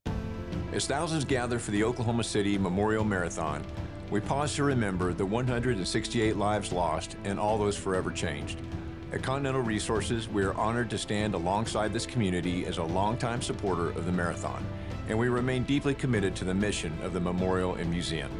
The Oklahoma standard, service, honor, and kindness, continues to guide us every day. Together we run to remember. From all of us at Continental, good luck. We'll see you at the finish line. OKC's never been more exciting. The air is electric, the vibe's so inviting. Sports fans world over now know us by name. We've proven to all that our city's got game. Uncover, discover the old and the new through culture and art in rooms with a view. Award-winning chefs creating new flavors that any foodie would happily savor. So seek new adventure, find all the new places, embrace the unknown with its friendliest faces. Oklahoma City's alive and wants you to know that now is the time to get out and go. Hi, I'm Casey Fisher with Expand Energy. I'm proud to work for a company that invests in Oklahoma City and preserving its history. The marathon is personal to me because my family lost a loved one on April 19th. It's important that we remember those who lost their lives and honor the ones who are still impacted today. On Marathon Sunday, we'll be cheering for you at the Expand Energy Water Stop while also remembering why we run. At Cox, we're here to help you stay a step ahead. Come on. Like when 2 teams need 2 streams, we keep you connected faster than 5G home internet. Good save. And around here, 5 is a big deal. With our price lock guarantee, your price will stay the same for 5 years. Plus, save on Cox Internet when you bundle with Cox Mobile, so you're connected in here and out there. Just some more ways to keep you a step ahead.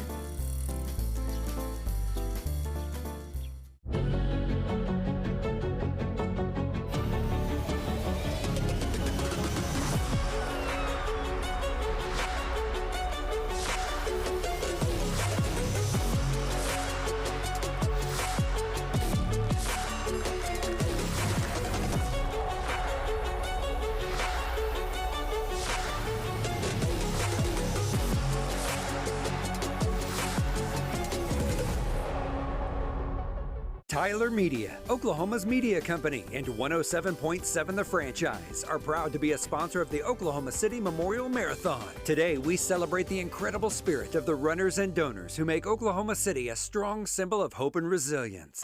Jafari.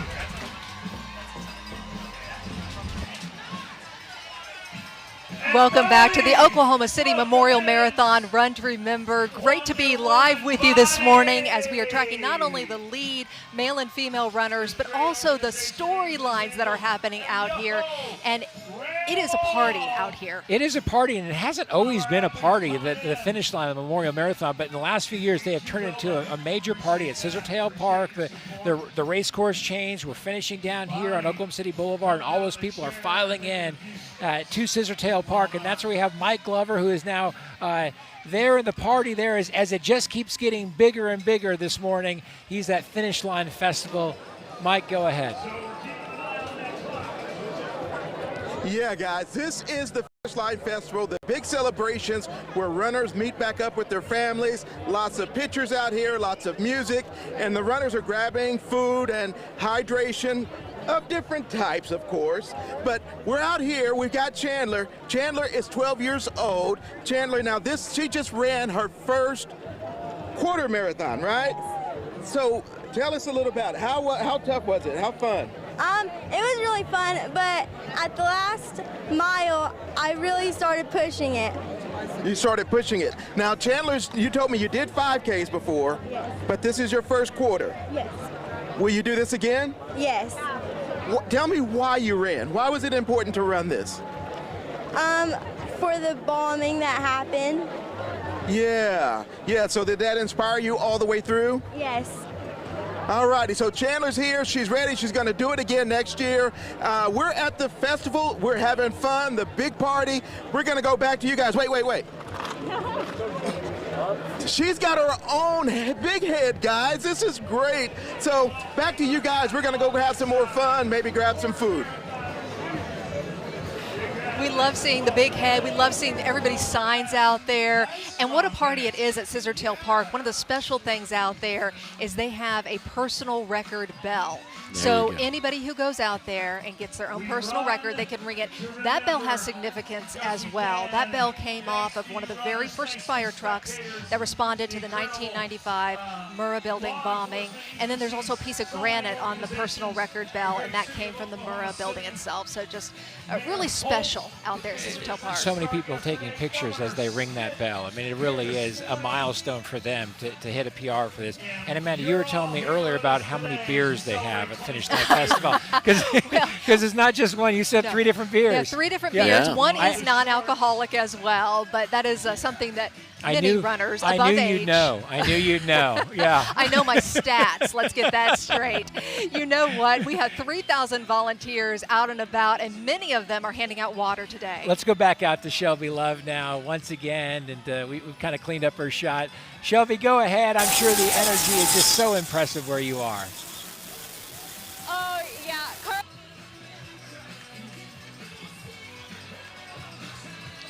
Well, darn it. It happens. Let's check in with Deanne Stein if we can. Deanne's at Meb's Mile. Meb's Mile. We checked in with Meb earlier. It was very early. There weren't too many runners going through. I'm sure a lot has changed now. Yeah. Deanne, go ahead. Hi, Carl, Amanda. You can see a steady stream of half marathon runners behind me making that turn off the class and onto Northwest 18th into Mesta Park.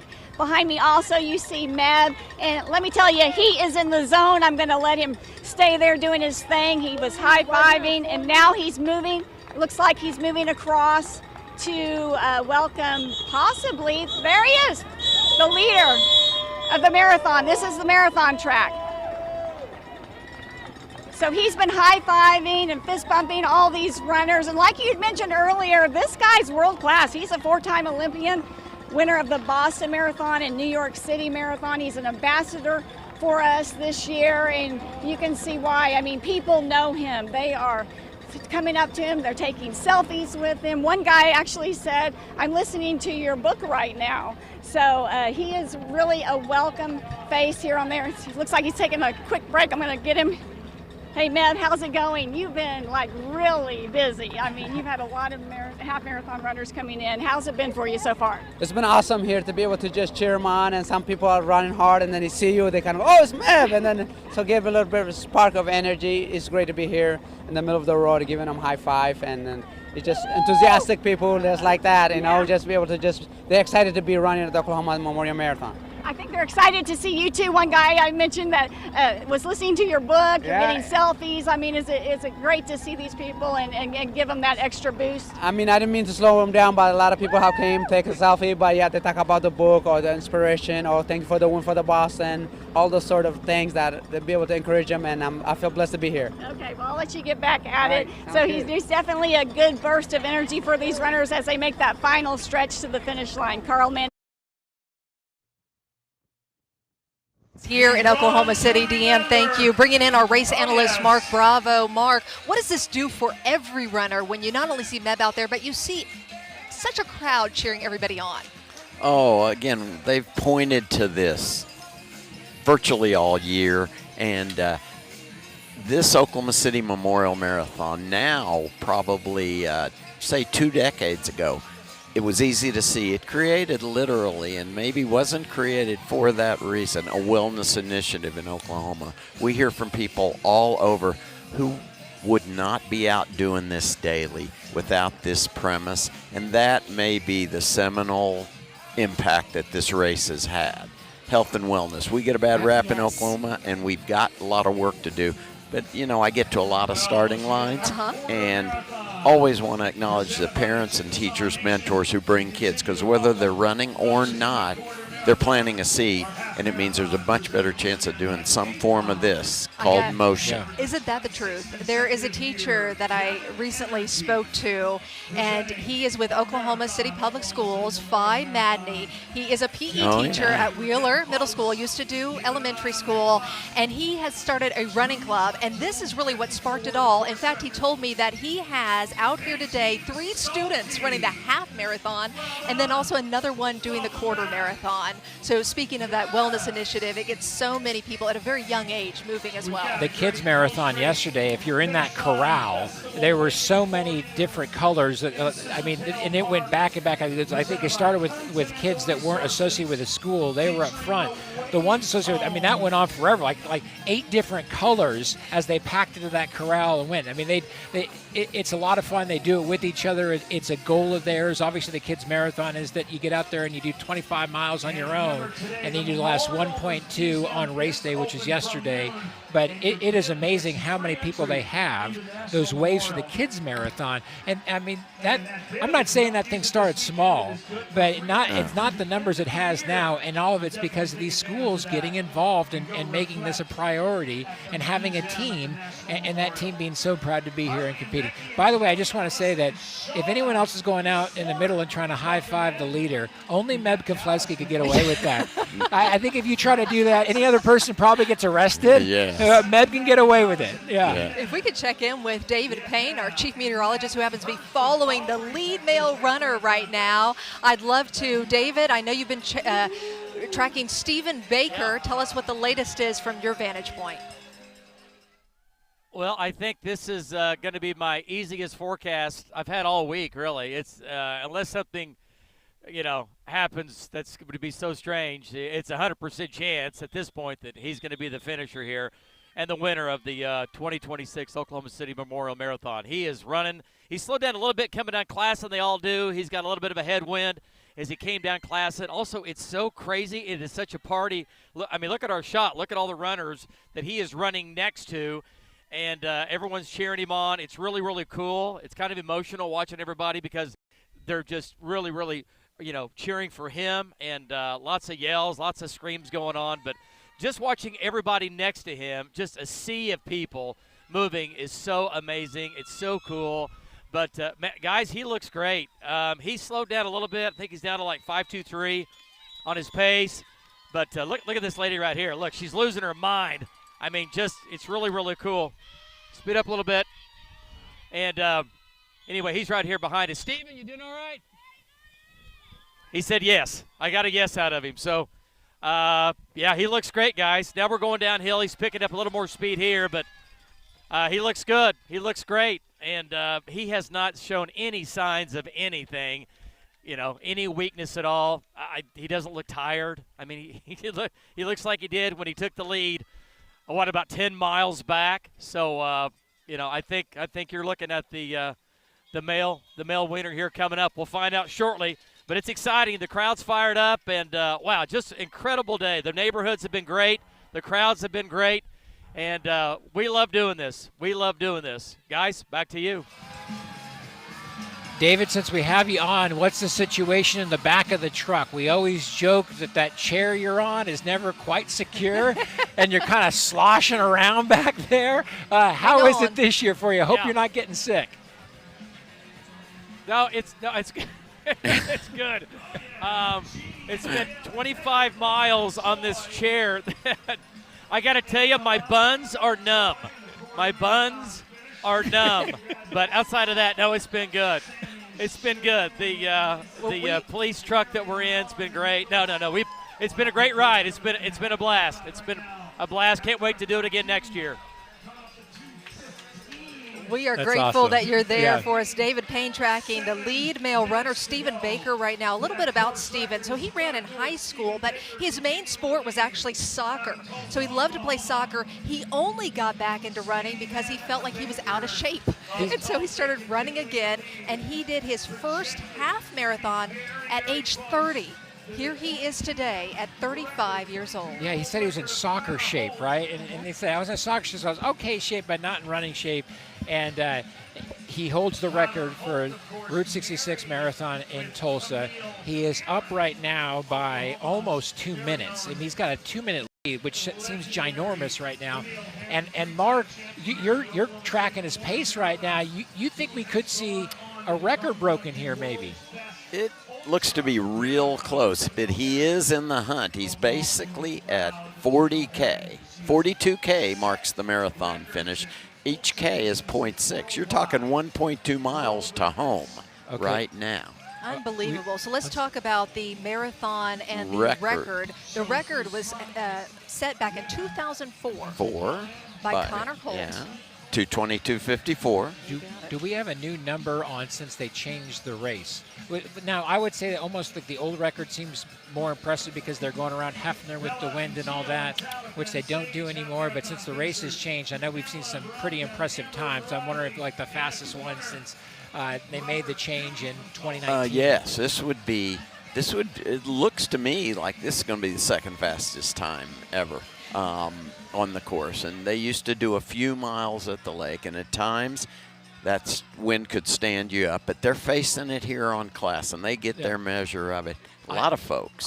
Classen is always just the giant right there that it's coming. It endures. And I think there's some debate on just how uphill Classen is versus down, because there's people that say, like, if you really look at it, it's not anything. It's really almost going down. Like, no, it's not. If you're on Classen, it feels very much like you are going, at least the part the race is on, uphill. Yeah. It's uphill. Have you ever been winded driving south on Classen? No. I'm telling you, it feels very different to about 20. Klassen's also where some people unfamiliar with the course will tell you that there are just a couple miles left. And as a runner, you just want to be like, liar, liar. Especially if you're new to the game. Well, the first time I did, I'm looking at my watch. I'm like, this is a crazy pace I'm at. If I got 2 miles left, like no, it's more like 5. Well, who has a crazy pace? Of course, Stephen Baker. We're also tracking the lead female runners. Lacey Swope has been doing that for us all morning long. Lacey, what are you seeing? Okay, this is one of my absolute favorite places of the entire track. Okay, so we are right here on Klassen where the marathon meets up with the half marathon runners, and it's always so incredible to see how much energy this lead female runner gives the half marathon runners. They get so excited to see her come by. This is Maddie, guys. We've been saying Maddie all morning long. There's no one even close to her. We just passed mile marker 21. At about mile marker 20, I asked her, we got pretty close to her, and I asked her how she's doing. She said, okay. She said she's getting really hot. But you wouldn't know it by looking at her. She doesn't budge. Her facial expression doesn't change. She also is just very stoic, her eyes down most of the time, and she is just step after step pounding the pavement. And again, her lead is so substantial from what I can see. I'm not sure how updated the app is, but I have not seen anyone close to her this entire time since we picked up with her at about mile 5. So we're on Klassen, and she is going strong. Of course, right here is where it gets really jam-packed with all the people. So we're trying to get through here. I got Mark. He's driving our police truck here from Oklahoma City PD, and this is where it gets a little bit hairy, but it's also a really exciting place and a really exciting time on Klassen. A few more miles left, and right now there is no one close to Maddie, guys. Yeah, her lead is 4 minutes, more than 4 minutes at the moment right now, and that is a cool spot where the runners got, and they don't know what's coming up, and then they realize it's the leader of the Oklahoma City Memorial Marathon, and it puts a little pep in their really step, fires them up. Absolutely. Hey, we're getting close to Stephen. That's finishing. right. Our David Payne had to actually pull off. The tracking vehicles have to pull off the last 2/8 of a mile, and so we are now on that home stretch. Yeah. I think he's going to bust the race record. This would be pretty amazing. And we always ask these questions of these contenders, and we want to know, what are they eating, thinking that they're just going to have some sort of secret meal that they put in the mix that we all could learn from. But he's a rice, noodles, and bread guy. The breakfast is banana, bread, no coffee. No coffee. Stephen says, that's gutsy. That's gutsy to go with coffee. And he used to not eat in the morning, but then he learned he needed to, so he's going to be eating always a banana and a bagel. He says he takes at least 4 gels as he's running and sips water as well. And 4 seemed on the low side as far as gels. I know in his training runs he was saying it's not really the amount of miles he goes, as in just trying to find the rhythm as he goes. And then he could probably go forever once he finds that rhythm. Great shot there from Mason Dunn and Bob Mills, Sky News 9, of our leader, Stephen Baker. And as he's getting into the rhythm, he is getting close to that final home stretch. And he says he doesn't listen to music as he's running. He just wants to be in the moment. He wants to be focused. He said he tries to not think about too much as he's running. He just has to trust his training. And don't you think that's what he's doing right now, Mark? Yes, indeed. Training, I don't know, but you will rarely see elites with anything resembling music. Right. He's going to come right behind us very shortly. We're now a minute 40 from the course for a race record. I think this says a lot that a lot of these competitors, the elite athletes, they ran in college, and a lot of them hold school records. Stephen did not do that. He didn't do that at all. He didn't run in college, so. The things you all taught me about him today that I didn't know, a lot of times they don't hit the marathon till later 20s. Yeah. He's mid-30s, and you said he had never run anything. 35 years old, by the way. His wife and his 5-year-old daughter are here to cheer him on and support him. So special. And it looks like he could be breaking a record, which is just insane.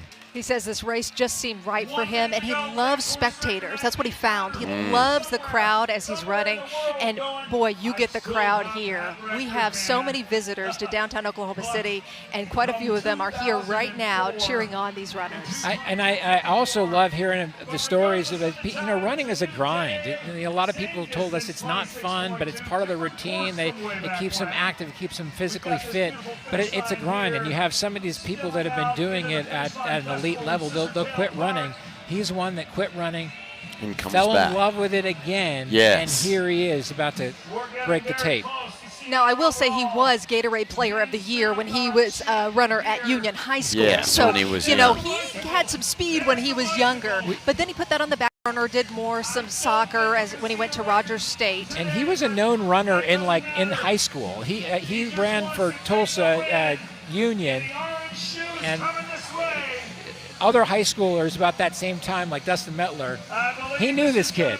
He knew Steve. He said, I haven't raced against him, but I know that name from high school, going all the way back then. He's going to run 2:23. The race record didn't fall, but he's picking it up. Here he is. And the crowd is cheering. Good for him. Wow. Congrats, Stephen Baker, your men's champion in the marathon. That is strong medicine, and he was so solid. You get peaks and valleys. It's a series of recoveries in a marathon, even for the great ones. He was steady and literally ran a negative split, I think. And he's smiling. And he stopped. You know, it isn't always like put your hands on your head, keep walking, keep moving. He just stops.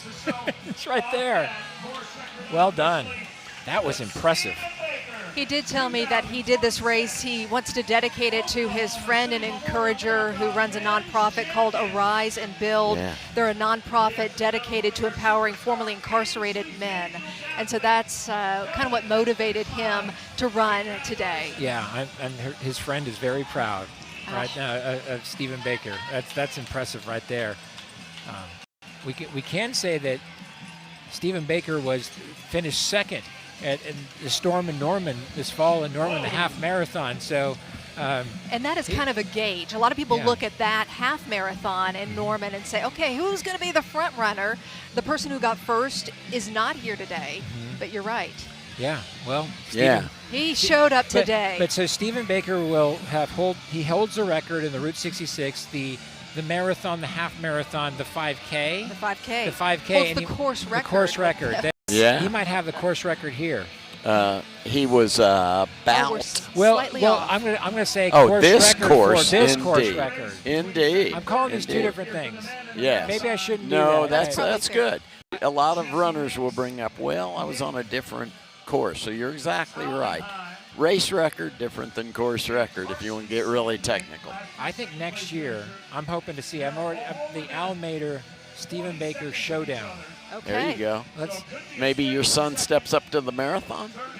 Yes, Kellen Torp, Al Mader, Maybe Stephen few more Baker, years. the trio.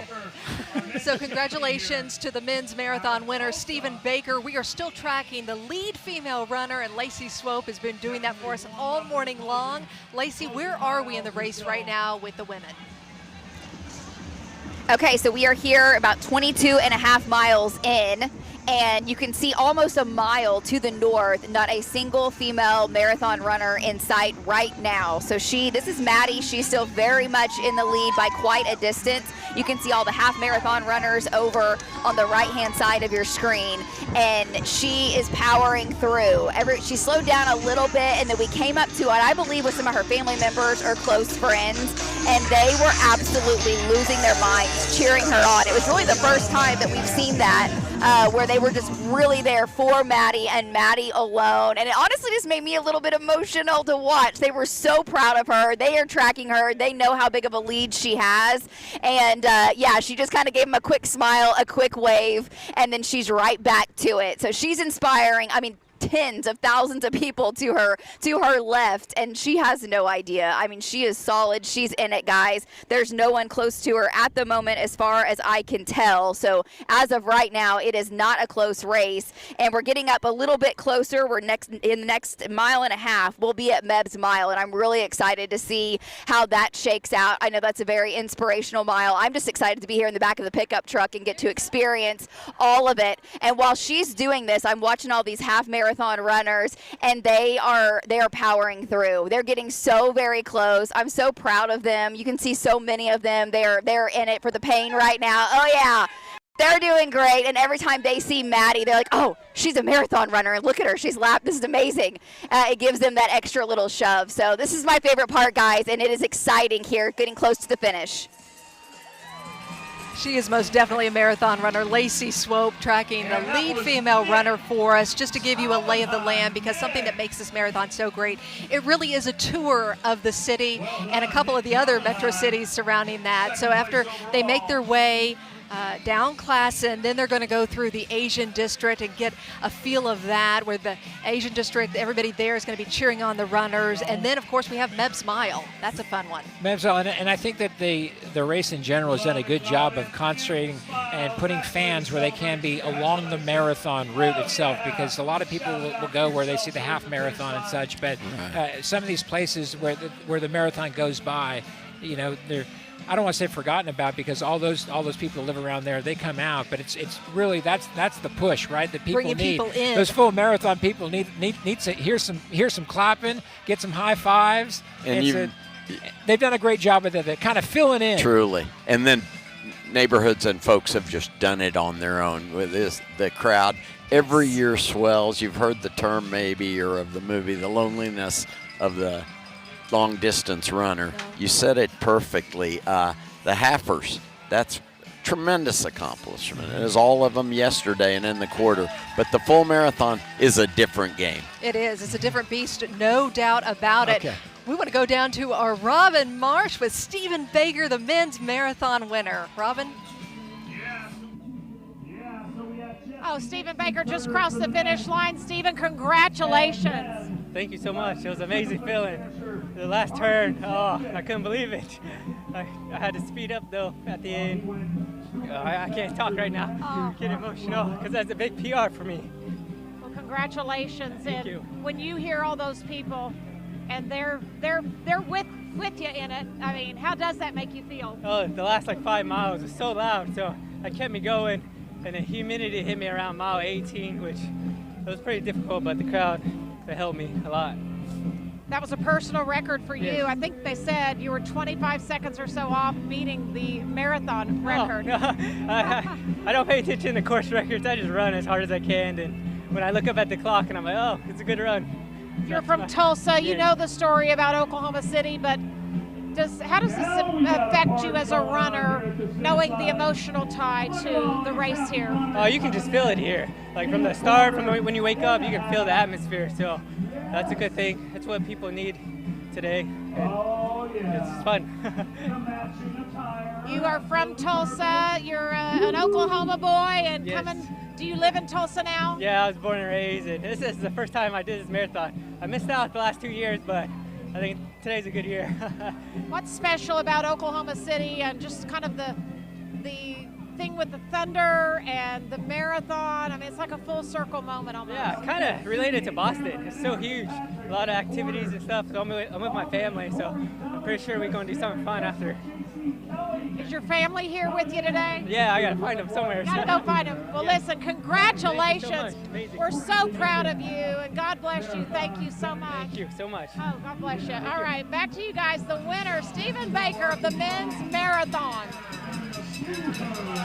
Well, Robin, thank you. We're saying that Stephen's in soccer shape, and that was actually, he thought he's kind of out of shape. That was during the pandemic, and that's when he really kind of fell in love with running again, started running and training, and here he is now. Years after that, he's a champion and holds, I know we're kind of debating on what course record, but since the race course has changed, that's the fastest we've seen in the marathon. Yes, yes. Absolutely and incredible. soccer benefits this sport as running does that sport. Yeah, Literally. that is true. You have to be in shape if you're going to do soccer. yeah. You've got to be able to run. That is for sure. Well, big congratulations to Stephen Baker, still tracking the lead female runner, as well as all the racers out here today. 30,000 racers over the course of race weekend. We're going to take a quick break, and we'll be back with more in just a moment.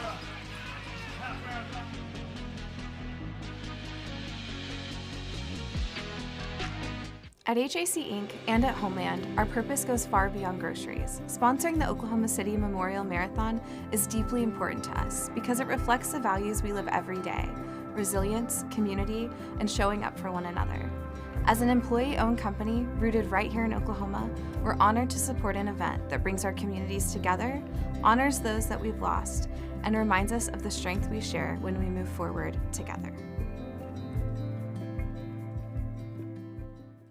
Oklahoma, a great place to call home. And your home is our home too. As the only locally owned news station, no one living thousands of miles away makes decisions about what you need to see. We go farther, work harder, invest more, so you can get the information you need to make your own decisions. So you and yours can be safe and informed. See the difference locally owned makes every day. Only on Oklahoma's own News 9. Hello, my name is Mark Green, and on behalf of Hobby Lobby, we are honored to be a part of the Oklahoma City Memorial Marathon. Our Oklahoma roots run deep in this great state, and we know firsthand that through tragedy comes our greatest strength: hope for tomorrow. It's because of that hope we are stronger together than apart, and that is why we are honored to support this great community we call home. Hobby Lobby celebrates with all Oklahomans today. You did it! We're running in Oklahoma City! I'm Bob Funk, CEO of Express Employment International. We're proud to call Oklahoma home with our international headquarters in Oklahoma City and nearly 900 franchise locations on 3 continents. Express honors the memory of those we lost and those whose lives were changed forever. We salute the compassion of those who responded to help the healing, and we celebrate the spirit of Oklahoma. To all participants, have a great day and make it a run to remember. Hi, I'm Bob Ross with Inasmuch Foundation. Congratulations, runners. You've trained hard and now it's time to run. Time to remember and embrace our bright future. As part of the Oklahoma City Memorial Marathon, you symbolize strength, peace, and hope. We invite you to visit the Memorial Museum and experience the story of why we run. You'll be changed forever. Inasmuch Foundation is honored to partner with the Memorial Marathon. Thank you, runners and volunteers who make this a run to remember. The Chickasaw Nation supports this memorial and what it represents. This memorial needs your financial support. It's a private institution. It's one that we as Oklahomans can rely upon to help us remember this terrible event that occurred in 1995. The Chickasaw Nation supports it. It's important, but all of us as Oklahomans should do the very same. And welcome back to the 26th annual Oklahoma City Memorial Marathon Run to Remember. It is so great to be with you, showing you the elite runners, but also what makes this marathon so special. Now, we just want to tell you, if you have somebody watching that you're wanting to track and you're at home, or you go back and you're like, I want to see how they finished, we have a finish line camera. It is set up. You can go to our News 9 YouTube page. In fact, we're going to make it real easy for you. Scan that QR code right there. Keep that in your camera roll, and you'll be able to go back if you know roughly what time they finished, and you'll be able to see them as they cross the finish line, and that is such an exhilarating thing to do. Everyone wants to see themselves cross the finish line, and we've been doing this now. This is our 4th year. And I'm saying, like, this camera, we've kind of just changed every so often every year because it is so important. People want to see themselves finish. It's a big deal. That is the camera we're talking about, and you can see the time on the left-hand side. I know that if I was out here doing, I don't care if it's the quarter marathon, I want to see myself cross, right? And so we've made that easy for you. You can go there. The QR code takes you there, and you can find yourself among all the runners. And we have a couple of cameras there to choose from. We want to send it out now to our Finish Line Festival. We got our Mike Glover out there. we're learning more about the PR bell that people are ringing, and I hope we're just hearing that thing ding, ding, ding this whole morning long. Mike, go ahead. Yeah, Carl and Amanda, this bell here signifies when you do a personal best for the marathon, whether that's the marathon, the half marathon, or the quarter marathon, and they come up and they ring the bell. I've got here with me Fire Chief Mr. Kelly, Chief Kelly. Yes, yeah, thanks for having us. The bell. Yes, this is a PR bell that was actually taken off of one of our rigs. It was decommissioned in 1996. So it was taken off after the bombing of the Alfred P. Murrah Feather Building. So when we built this, we wanted to build it in commemoration of that. It has a piece of granite actually from the Murrah Building, and it's just an opportunity to show the solidarity between public safety and the response to the building that set up the Oklahoma Standard. And it's really important for us in that just to be here, to run to remember what we're here for, to remember those 168 lives, but to allow an opportunity for someone that runs their best and shows up and gives back to be able to come here and ring the bell and have a great time. And so for you guys as firefighters, tell me the significance and what this really means to you all. Well,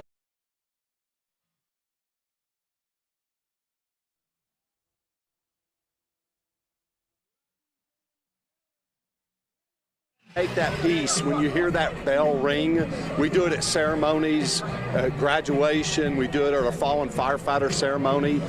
The bell has a significance for us of sometimes a fallen firefighter or sometimes a graduation ceremony. Here an opportunity to signify the personal record. So it's really, that bell represents everything we are in the fire service, just about how we're about public safety and making sure people are safe. A lot of people ringing the bell today? Yes, there's quite a few coming by, so really a good time. If anybody's out here and hear this, come by and ring your bell. All right, it's a time of celebration out here at the Finish Line Festival as they're ringing the bell for personal best. Back to you guys, Carl and Amanda. Yes, they are. A lot of bell ringing going on today. That Finish Line Festival, by the way, if you want to come down to Scissortail Park, that's going to be going on until 1:30 today, and I'm sure the party's going to go on much later than that. And you reminded me of those 3 beers to choose from. you keep plugging that, Amanda. That is one of the things that runners over the age of 21 have to look forward to, as well as all the other snacks as they cross the finish line as well. The mayor has called this the most meaningful marathon in America, and for reason. Absolutely, and I will say that the party at Scissortail Park has just gotten bigger. This is an idea that's relatively new, and it is special to come here and just celebrate with each other, right? Yes. And just talk about the race, talk about the tough parts, the easy parts, what it felt like to cross the finish line. That's all being experienced right now at Scissortail Park. So glad, such a great addition, and I could see it moving forward like this for basically forever. I mean, it's such a great addition. A celebration indeed. You know what I got to have right now? More cowbell. I got to have that cowbell. Let's send it to Mesta Park where the cowbells are ringing. We have Addie Crawford, we got Matt McCabe in Mesta Park. Joining us now live. This is Peach and Mario. This is Peach and Mario. Excuse me, yes. Where are the cowbells, guys? Yes, all right, let's hear it. There's the cowbell for you, Carl. Hopefully we're getting some good sounds there. We're back here in Mesta Park. Welcome back. It's Super Mario themed here. Okay, so I heard Mark Bravo earlier in the newscast. He talked about all the snacks that runners are having along the raceway. I think he said that his snack of choice was a Jolly Rancher. We've got some Sour Patch Kids here. Yes, and you'll notice the colors here. Yellow is not the most popular. Nobody was grabbing anything from Matt's yellow. I'm going to see if anyone will take it. We've got I know you Sour were Patch red. Yellow. Yellow. Oh, she took the red. She took the red. Everyone takes the red or the blue, not the yellow. But I just think it's so special here in Mesta Park. There's only a few miles, no matter what race you're running, left until the finish line. And whenever these runners come around the circle,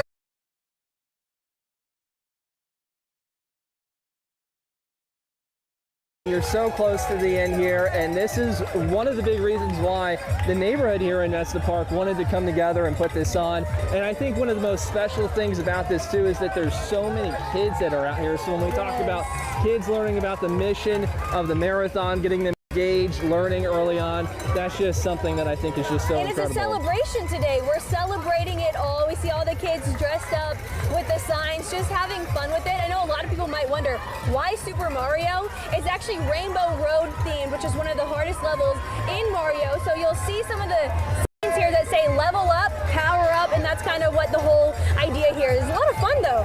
It's so much fun. I think we're gonna have to hang out here all day probably. I mean, we got more Sour Patch Kids we to do, hand out. We'll see if anybody takes yours. I'm not moving mine, but yours are flying off the shelf here. So. All right, we'll send it back to you guys. We're gonna hand out some more of this candy.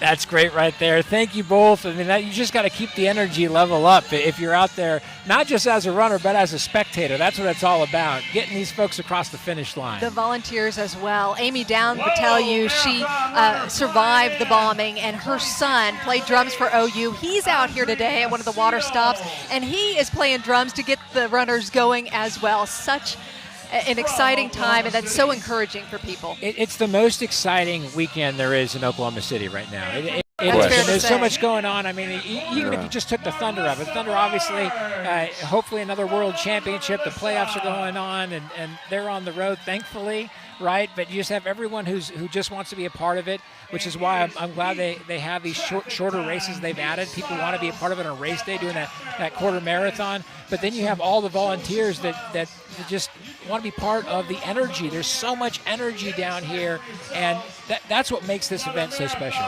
And I apologize, man. It's not to be taken for granted that a race grows like this, especially with COVID. Some races left the radar. Others are finding it an embryonic growth pattern. OKC has only gone higher to what you said. We've hit 27,000. I think it was the 15th annual. Last year, 26,000. But those were the top numbers.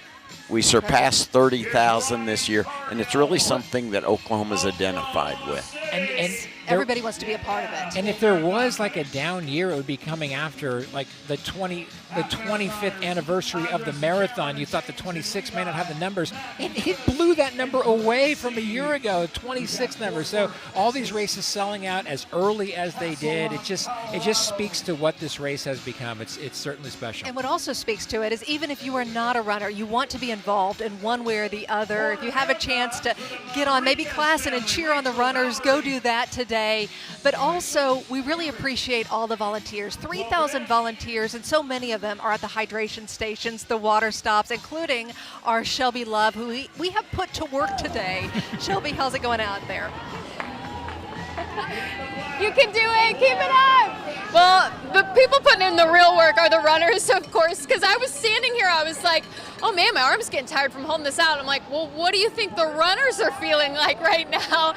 They've got to be so tired by the time they get to us. We're near the finish line for both the half and the full. That's where we are at SSM St. Anthony's. And if you think you might miss us, there's a bunch of inflated penguins around right now, so you can't really miss us. Plus, we have the best cheering squad where they're also handing out Powerade, water, pretzels down here, anything we can do to uplift the runners and keep them going today. And hey, we have someone who ran it last year but is now volunteering this year. We have Tanya. Tanya, how's it going today? It's going great. How are you? Good. Why did you decide to volunteer this year? Oh, it's such a great event, and we usually come out and support. If not running, then we support the Saints and help with the water stop. So it's just an amazing opportunity to serve the community. What's it been like to watch all the runners come through, knowing that you were in their spot last year? You know, like, how are you feeling today? You have just the excitement and the anxiety, and just to see all of your friends and some of your family members. It's truly amazing. What's been your cheer and your chant for everybody today? Like, you got this. You look amazing. Finish strong. You can do it. Yes. You can do it. You can do it. That's the message we're all trying to give out today, along with some Powerade to keep them powered up. Yes. All right. They can do it, and we're excited to continue to cheer them on out here. It's just an electric, uplifting, and even emotional at times. It's just incredible to be out here. Carl and Amanda, back to you. No doubt, Shelby. Great job out there. I tell you what, they position those water stations in such a way that when you see them, it's just like, it's almost like a mirage, right? You can really use some water at that point in time. They do a good job of spacing those out like that. And they don't space them out very far, especially as the race gets later. Yeah. They do a great job of knowing where they should be. You always want to have some kind of option. And, you know, real fast, We know the Thunder can be a tough ticket. For the last month and a half, there was no tougher ticket anywhere in this region of the country, I dare say, than an entry into one of these races as they started selling out. Definitely. I spoke to people who wanted to do like the half marathon, couldn't get in, so they ended up doing the quarter marathon. But we wanted to go up top now to Mason Dunshot, Bob Mills, Sky News 9, because we have the lead female runner, and she is in the lead by a lot, Maddie McCurk.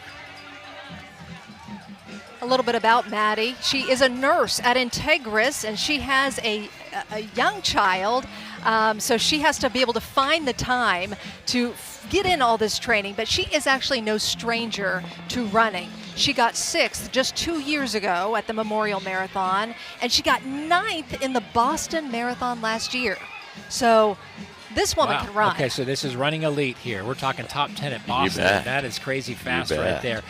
Just to plug these elite athletes, that anyone training for the marathon, yes, race day is tough, 26.2 miles, but you have to have the time to put in, to log these miles to be ready for it. I mean, these 20-mile runs, and you have a full-time job, not easy to do, is it, Mark? And another thing, you must qualify for certain races, Boston being the quintessential race you must qualify for with a designated time.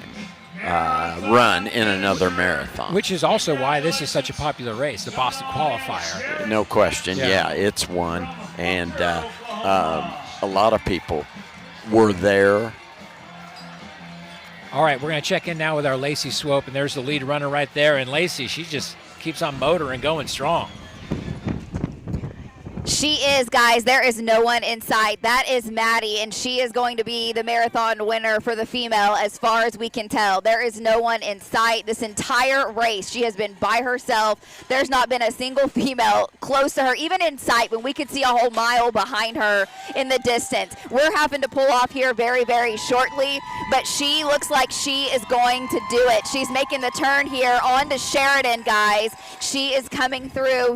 We're at what, mile marker 25? And we're going to pull off here very, very shortly. I'm sad I'm not going to get to watch her here from this truck, because for 25 miles, she has been the only female runner that I have seen. It's such an honor to be able to do this, to be a part of this race in such a small way, to bring you this shot along with Chase, our photog this morning, guys. We're about to turn off here, and I know you guys have more. What an incredible race it has been. It's been beautiful weather-wise, and there she goes. Oh yeah, let's celebrate. So Lacey Swope will be pulling off the last 2/8 of a mile, and that's when we will just be watching this from Bob Mills Sky News 9. Mason Dunn is up in the air. Mason, how's it been looking from your vantage point? Well, it's been a great race. It's an amazing sight from up here to see all the people at the starting line. We're going to turn around and watch her as she is probably getting really close to finishing this race. It's just amazing to watch these people run like this. I'm not really a runner. I don't think I could do it. So anyway, it's an amazing sight. So we're going to follow her as she is coming. She is getting really close to the finish line. She's got probably a couple more turns here, and then she will be able to see the finish line. So from Bob Mills Sky News 9, back to you guys. Yeah, we've been talking about how it's kind of tough to have the lead. It's tough to have the lead in a marathon and kind of be the hunted, but she is up by so much that she's just kind of been in cruise control for the better half of this entire marathon. It's been impressive to watch. It's been wire to wire, which is unusual. You said it perfectly. Tough to be the hunted. She is just over 6.5 minute pace right now. Probably coming in the 2:52 range. We're at 2:50.5 right now. That's a great, one of the best women's performances ever at OKC. Incredible, and we are watching it live right here on News 9 as she makes her way a little bit closer to the finish line now. And the finish line is, of course, lined with 168 banners with the pictures of the people who lost their lives during the Murrah Building bombing. And so it is so emotional, every emotion possible at the end of that finish line. And that's where you should be seeing those pictures, right? Right at that final stretch. It just gives you a little extra kick in your step at the very end. This is impressive to watch, that she is just doing as well as she is, because there's a lot of talented athletes in this, a lot of elite runners in this. For her to do this to the field of elite athletes is incredibly impressive. And those banners have saved a lot of people out here. They, in effect, thought if they're going to bag the race, and gosh, those folks never had a chance. So it's almost a privilege to get to her this much. Well, right now she knows. She doesn't only smell the finish line, but she knows it's hers, and she is going to take in what's around her, speaking completely from no experience in these shoes. How have you seen runners over the years get that information if they're in the lead by a lot? Like, who's feeding them that information? A lot of people run. I mean, we've seen pacers in the past run with the lead elite female. I remember Christy Coleman comes to mind a few years ago. In this case, though, no one's been running with her, and I'm wondering how she's getting messages like, hey, you're doing well. First, it's a dicey situation. You cannot have a pacer with you in a moneyed race. Yeah. Here, we usually don't want a cyclist or anything. Yeah. Indeed, she knows she's in front. Now, the important information that you get, folks have acquired it some way, is you're 3 minutes ahead, you're 4 minutes ahead, you're 90 seconds ahead. But then you got to decipher, if you want to, can I trust that information? Just like when you were told you're almost there with 3 miles left in a race. Those liars at Klassen. But she knows what she's doing. Yeah. Absolutely no doubt about it. Maddie McQuirk is about to be our lead female runner, our marathon winner for the female. In fact, she's coming down the home stretch right now. Let's watch. And it's not easy running on your own the whole time, basically. Right. Yes. But, I mean, you're saying she's top 10 at Boston. She knows exactly what she's doing here. She's solid. You run around 6:34 pace, and she's got the same gait here. She didn't tighten up noticeably at all. Very measured, and wow, running within herself. She's got a lot of emotion that's not showing. Great to see a local win, too. It's super. Great. It's super. Congratulations, Maddie McQuirk, our female marathon champion with the Oklahoma City Memorial Marathon Run to Remember.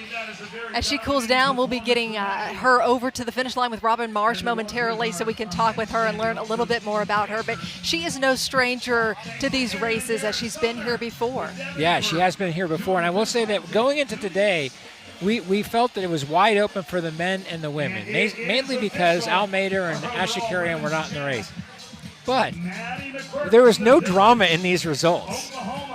Stephen Baker and Maddie, they ran away with it today. They rather owned it, yes. And we had some first-timers. And it's especially a wild card for first-timers. I don't care how talented you are. You learn from every race, and you can be one of the best there is. And if you've just decided to tackle the marathon, it is, no matter what your performance, at some point that day, it's going to humble you. Yeah. Well, an incredible performance by both of those elite athletes and really everybody, as we're taking a live look at all of the runners out there today. If you want to see any of your runners, make sure you go to our News 9 homepage or our News 9 YouTube page, and there you can track your favorite runner. And what's great about this is you're rooting for everyone. You're rooting for the people who have trained from the beginning and they've never missed a run. You're training that they hit their PR, and you're also rooting for the people that go to the Runners Expo and get so inspired that they just sign up for a race. Now, it's a little tougher to do that this year because these races got sold out, but there's definitely just this, contagiousness to this race that you want to be involved in it. You want to get out there and compete. I guarantee Al Mader was sitting here squirming in his chair, just like, gosh, I wish I was here. But he had good reason not to be, having just done Boston and speaking 6 days ago. Something for everybody, the senior marathon. 1,000 of them out there. Its biggest race ever yesterday. Started 4 years ago. So the theme is inclusion here. And now the full circle has been drawn. I got to run the first 3. I didn't get to run yesterday, but I got to call it. And it's so great of all types getting out there. You must be 60 years old so I strongly qualify. However, I got the easy part yesterday, and I loved it. See, everybody wants to be a part of the race, whether you're running or you're volunteering. Carl and I have had a chance to talk with Deputy Chief Brian Jennings before, and he was out here many years directing traffic, and he kind of jokes and he says, I got so tired at telling people, you're welcome, you're welcome, you're welcome, over and over again, because so many runners will, thank you for being here. He's like, this is such a special environment that he has since decided to run. He is out there today. He is running a marathon, and we are rooting him on as he is still on the course right now. I remember that I feel like just being so inspired that he jumped out there, and he wasn't sure what to expect, right? He thought that maybe he wasn't going to be able to do this, but he's gotten the bug. It's his third marathon. So that's incredible. We absolutely love hearing those stories, and we have heard so many of those stories throughout this run on what this race also means to those who were directly impacted by the bombing. Blaine Arthur, she is out here today. She is running her 7th half marathon, 7th time doing it. Her mom, Dr. Peggy Clark, was killed in the bombing, and she said she is not a runner, but knowing that this benefits the memorial, this is the biggest fundraiser for the Memorial Museum, she started to come out here, and now it is very much a family affair. And Blaine is actually kind of has turned into a runner. She jokes that her husband says, this is her husband's words, says it's called slogging. It's like a slow jog. It's turned into slogging. Like some people are like walking faster than her, but no, she's good. But she ran the 5K. She ran the 5K and the half today. So double days of racing for someone who wasn't a true runner and has now turned this into a big thing about family. Good for her, even though her husband says she's slogging out there. Blaine is a runner, and what you talked about her doing is called the Why We Run that we offer here. If you run on Saturday, the 5K, and you run either the quarter, half, or full, you get this Why We Run extra medal. You're doubling up, and that is a cool thing that so many are embracing.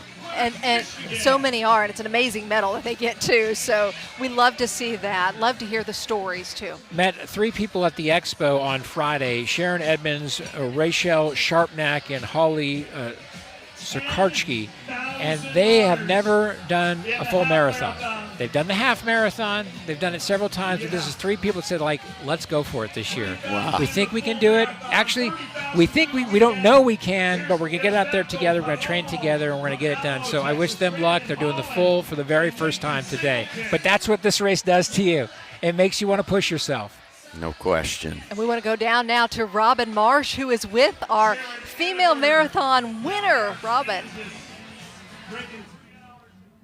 Maddie McQuirk from the Village taking the top honor for the women. Congratulations. Thank you. How you feeling? I'm tired. It's hot out there. It's hard to run in that humidity, isn't it? Yeah, that south wind coming on Classen and the humidity, it's hard, but I gave it what I had. Well, and you won. What was the motivation turning the corner here at the end? People's pictures. I'm from Oklahoma City, so the race means a lot. It's a hard course. I was supposed to go to Boston, so I was sad to miss out, but this one's always going to mean something, and it always makes me emotional coming in and seeing people's faces. I'm so grateful that I can feel the pain in my legs and get the opportunity that they weren't afforded to, so it's good motivation. It makes you appreciate even the hard times to get through it, doesn't it? Thankful for the pain. What do you do now, Maddie? What's your life like now? A big breakfast and a hot shower. My husband and my daughter are here, so just family time and take a week off and then figure out what's next. Running again. Yeah. What does Oklahoma City mean to you? I was born in Dallas, but I grew up here, and I love the community. It's small, it's tight-knit, everybody knows each other. I saw so many people that I know. A lot of my family lives around here, the Village, Lakehurst, Nichols Hills, so it's always fun. It's a hard course, but it's fun. Maddie McQuirk, our women's marathon winner, congratulations. Thank you. All right, we'll send it back to you guys. Look at this. It is a hard course, but it's fun. Thankful for the pain. I mean, wow. That's the mindset you need to win out here. Thankful for the pain. Pain's a privilege.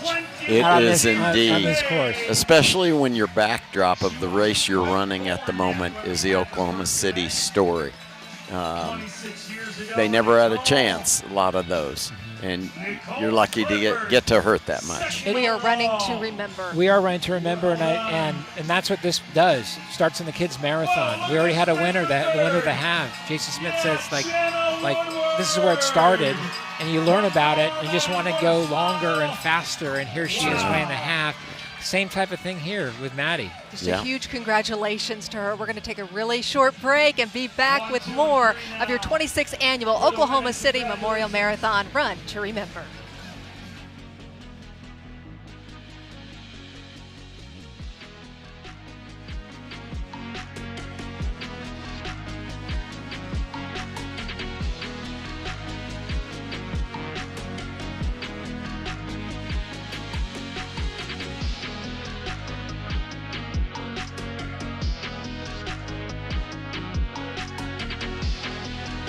My name is Jonathan Curtright, Chief Operations Officer for OU Health. As the original sponsor of the Health and Fitness Expo, we are proud of our enduring partnership with the Oklahoma City Memorial Marathon. The marathon serves to heal and restore while enriching our community. The marathon celebrates character, perseverance, and hope, values shared by OU Health. Congratulations to all our participants for your dedication and your spirit. Enjoy the race and the journey it represents. You may think you know what's inside the Oklahoma City National Memorial and Museum, but around every corner, there's a story that unfolds. Yes, it begins with the day of darkness, but years of light have followed, from heartbreak to hope, from silence to celebration. It all lives here. So come inside and experience it yourself. Only at the Oklahoma City National Memorial and Museum. Hi, I'm Raul Figueroa, Manager of Data Center Operations for Google here in Oklahoma. As proud Oklahomans, we are honored to support the Oklahoma City Memorial Marathon. This race is a powerful testament to our community's resilience, dedicated to the 168 who were killed and the survivors who inspire us all. It's the Oklahoma Standard in motion. We stand with the participants as they run to remember and race towards a better future. Oklahoma Children's OU Health is a proud sponsor of the Memorial Marathon. We care for children who show grit, determination, and courage. This event celebrates those same qualities. It's about confidence, resilience, and teaching kids they can set a goal and finish strong. One step, 1 mile, one child at a time. Congratulations to all of the participants who have trained for this moment. Your dedication inspires us all. We'll see you at the finish line. Hi, I'm Jenny Love Meyer with Love's Travel Stops. We're so proud to sponsor the Oklahoma City Memorial Marathon this year. This event is more than just a race. It's a powerful symbol of resilience, unity, and remembrance for our community, and it honors the spirit of Oklahoma City. To all runners, walkers, and volunteers, thank you for being a part of this special day, and best of luck to participants as you run to remember. Every moment counts towards something greater in this run that is more than a race. The Oklahoma City Memorial Marathon is a tribute to our city's moments of silence and a celebration of our moments of triumph, while honoring every moment in between, our joy and our passion, and the strength of our community united in one common goal, to keep memory alive year after year. This city runs together, so let's run to remember. Let's run OKC. Hey, it's Chris. It's great. Good to see you. Did Robin say in McQuirk We're or going to have to come McCurk? back to you for a second. We got a job to do here, Mark. We're learning more about our women's champion, Maddie McCurk. Grew up here. She went to Christ the King. That was their elementary school, and then ran for Bishop McGuinness High School. Storied cross-country program there at Bishop McGuinness. Did not run in college. Went to the University of Tulsa, didn't run, and only took up marathoning, if you want to call it that, 3 years ago. Isn't 3 that years incredible? ago. Does that surprise you when we have somebody like that who won today? It really does. You see it. Yeah. A lot of folks, again, the long distance game you can do at an older age, and she's not very old, but it's a different story than trying to go be one of the premier 1,500 meter people. So impressive. Yeah, every type of story's out there. One of the perks of having a local win is that you get text messages from family members. So Heidi Smith, thank you. She's the aunt. She's the aunt. Good. I was trying to find out more there and so, almost forgot we had a job. Yeah, so Heidi's providing a little bit of information on Maddie, but quite an impressive performance here by her. Congrats to her, congrats to Stephen Baker, and congrats to all of our runners today. You know, you got to stay hydrated out here. They have about 40,000 water bottles at the finish line. That does not even start to count what is along the race course. Let's go out now to Shelby Love, who is at one of the hydration stations for us. Shelby? Oh, Amanda and Carl, this has just been the best day. It's so uplifting. It's been so emotional. It's been so cool to be handing out a little power up, a little boost for these runners as they're racing by us today. And hey, it's also a lot of fun here. We have some dancers behind us. I don't know if you noticed. We got a DJ over here so the runners can get a little boost from the music and, of course, the good moves from our Penguin friends. We're at SSM Health St. Anthony's here on 9th and Chartel, and this is a crucial moment. This is a big hydration station, not only just because there is a whole line of water and Powerade and pretzels, but also because we're near the finish line for a lot of these races, for both the half marathon and the marathon. So this is one of those last stops for them to really get what they need to finish strong. So we're doing everything we can to give out words of encouragement, plus, you know, a little hydration as well for them to keep on going. We've got the giant penguin in the background. We also have the Saint Slope back there. And when I asked them, you know, what's their mentality into volunteering and getting ready to do this, they're like, oh, it's the Saints way. And I'm sure it feels like a saving grace for a lot of these runners that are coming through just to get that little bit of a break. And it's so amazing. When they run, they're so focused, but when they see us, they smile. And so we're so happy we can be that encouragement to them to keep going today. Amanda and Carl, I got to get back to it. Okay, if you yeah, you do, Shelby. If you do see my husband out there, make sure you make him smile. This is going to be his very first marathon, and he got started when we all got started out here. He ran the half the last 2 years, and this is his first, so I'm cheering him on. He'll probably be crossing the finish line well after we're off the air, and that's okay. It's about being a part of this. Yeah, absolutely. And he's got family here, right? We've got family came in from out of town. That's what I like about this, though, is like your husband, who wasn't a runner that many years ago, is now he's doing a marathon. So we need to give him some hydration out there. And Mark, our race analyst, Mark Bravo, was telling me that hydration is so important, whatever you put in your body right after the race. Oh, no question. 45 to 60 minutes afterward, and it's been embellished over these last, say a decade. How important it is to reload. You worked hard. These were great conditions today. As far as time on the clock, wind was a challenge. Direct sun is something a lot of people don't think about. That can really be a game changer. It's important that you put it in while you're at work, but then afterwards, mostly protein, of course hydration, mostly protein for rebuilding of muscles, mostly trace minerals for all of the via electrolytes for what you need to replace.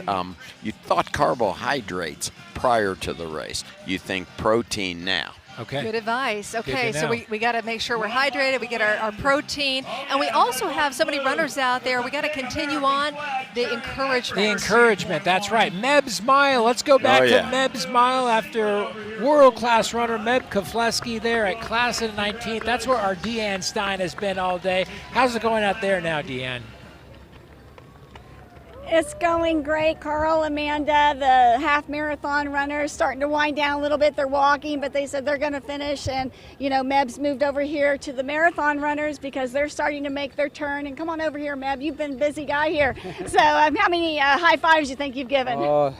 Hundreds, if not thousands. It's great. It's just they put in the effort. They're working hard. and for me to be here, and then they get surprised because they don't expect me to be here. So it's great to be able to just give them a little push toward the finish line. Do you kind of see their faces perk up? Because I noticed a lot of them coming around. They're like, oh, hey, Meb, they can't believe you're here. Yeah, they can't believe I'm here, but also they say, I read your book, or I'm just listening to it, or there's some experts they're going to say, or thank you for winning Boston, and thank you for being here. I'm like, I'm delighted to be here. You do put in the hard work. I know you ran the 5K yesterday, and you were here last year. What does this race mean to you? The Memorial Marathon means a lot to me because it's just run to remember. You reflect, you remember, and you try to push the best that you can to the legacy that we have left behind. And just talk about these runners now. They're making their final stretch. Really, kind of, what are they feeling? You've been in this position before. Oh yeah, you're almost there, and then sometimes if it's not going your way, like I'm not almost there, But here, people are pushing through the pain. Running hurts, but running half marathon, full marathon is very, very difficult. But those people have worked hard to be here, and now they're pushing to the last 3 miles of each race. I'm sure it's due to you. You're helping them push them over that finish line. I'm trying. They're surprised to see me. Some of them want to take a selfie and take a little picture. But to be able to make it here is hard. But again, the last 5K in is also very important. All right, thanks, Matt. I'll let you get back to it, and we're going to finish up the rest of this race. And he's an inspiration himself. So back to you guys. Absolutely. Just a shout out about how great of run ambassador Meb Keflezighi has been this year. He's doing Meb's Miles. He ran the 5K. It's not like he went out there with some blistering pace.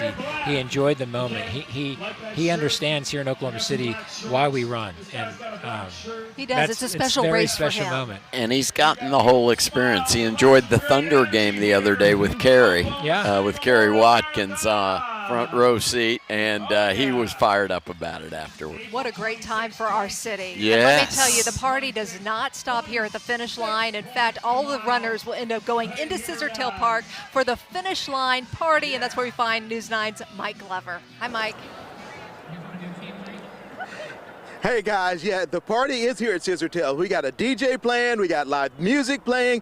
It's just a big party, thousands of people. Most of the runners are still hanging around here, and we're just gonna keep it going. We've got Darcy, we've got Ashley. Now you guys ran the quarter. Tell me about that. Thank you. It was a great time. We're a little sore, but we just love being out here.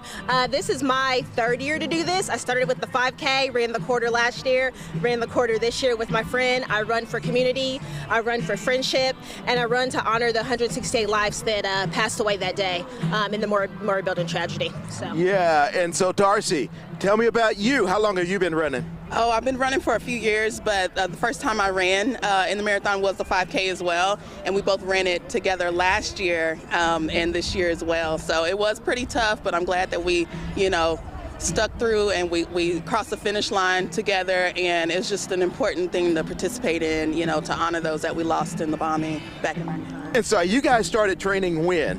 Oh, it's been a few months. We've been training for a few months, the better part of last year and all of this year. We've been training to be able to do this. So we hope to get out of here again next year. We love it. All right, and so let's see, you ran the quarter. Yes, sir. And you ran the 5K. Are you stepping it up next year? We're thinking so. We're thinking we're going to go for the half next year. So hold us accountable since this is live TV. So. All right, guys. Yeah, we're out here at Scissortail. The party continues. Lots of fun. A lot of the runners, a lot of the families are meeting up. Lots of pictures. So the party continues out at Scissortail Park with the Finish Line Festival. Back to you guys, Carl and Amanda. She's keeping her own receipts on what's going on for next year. Congrats to them. That's awesome. I love having that goal for next year and for her to run on Saturday and again on today. And people want to come back, too. Yeah, absolutely. That's great right there. So in order to do the marathon, the youngest age is 16. But if you want to do the half marathon, you can go even younger. Let's go down to Robin Marsh at the finish line. You have somebody special there, Robin.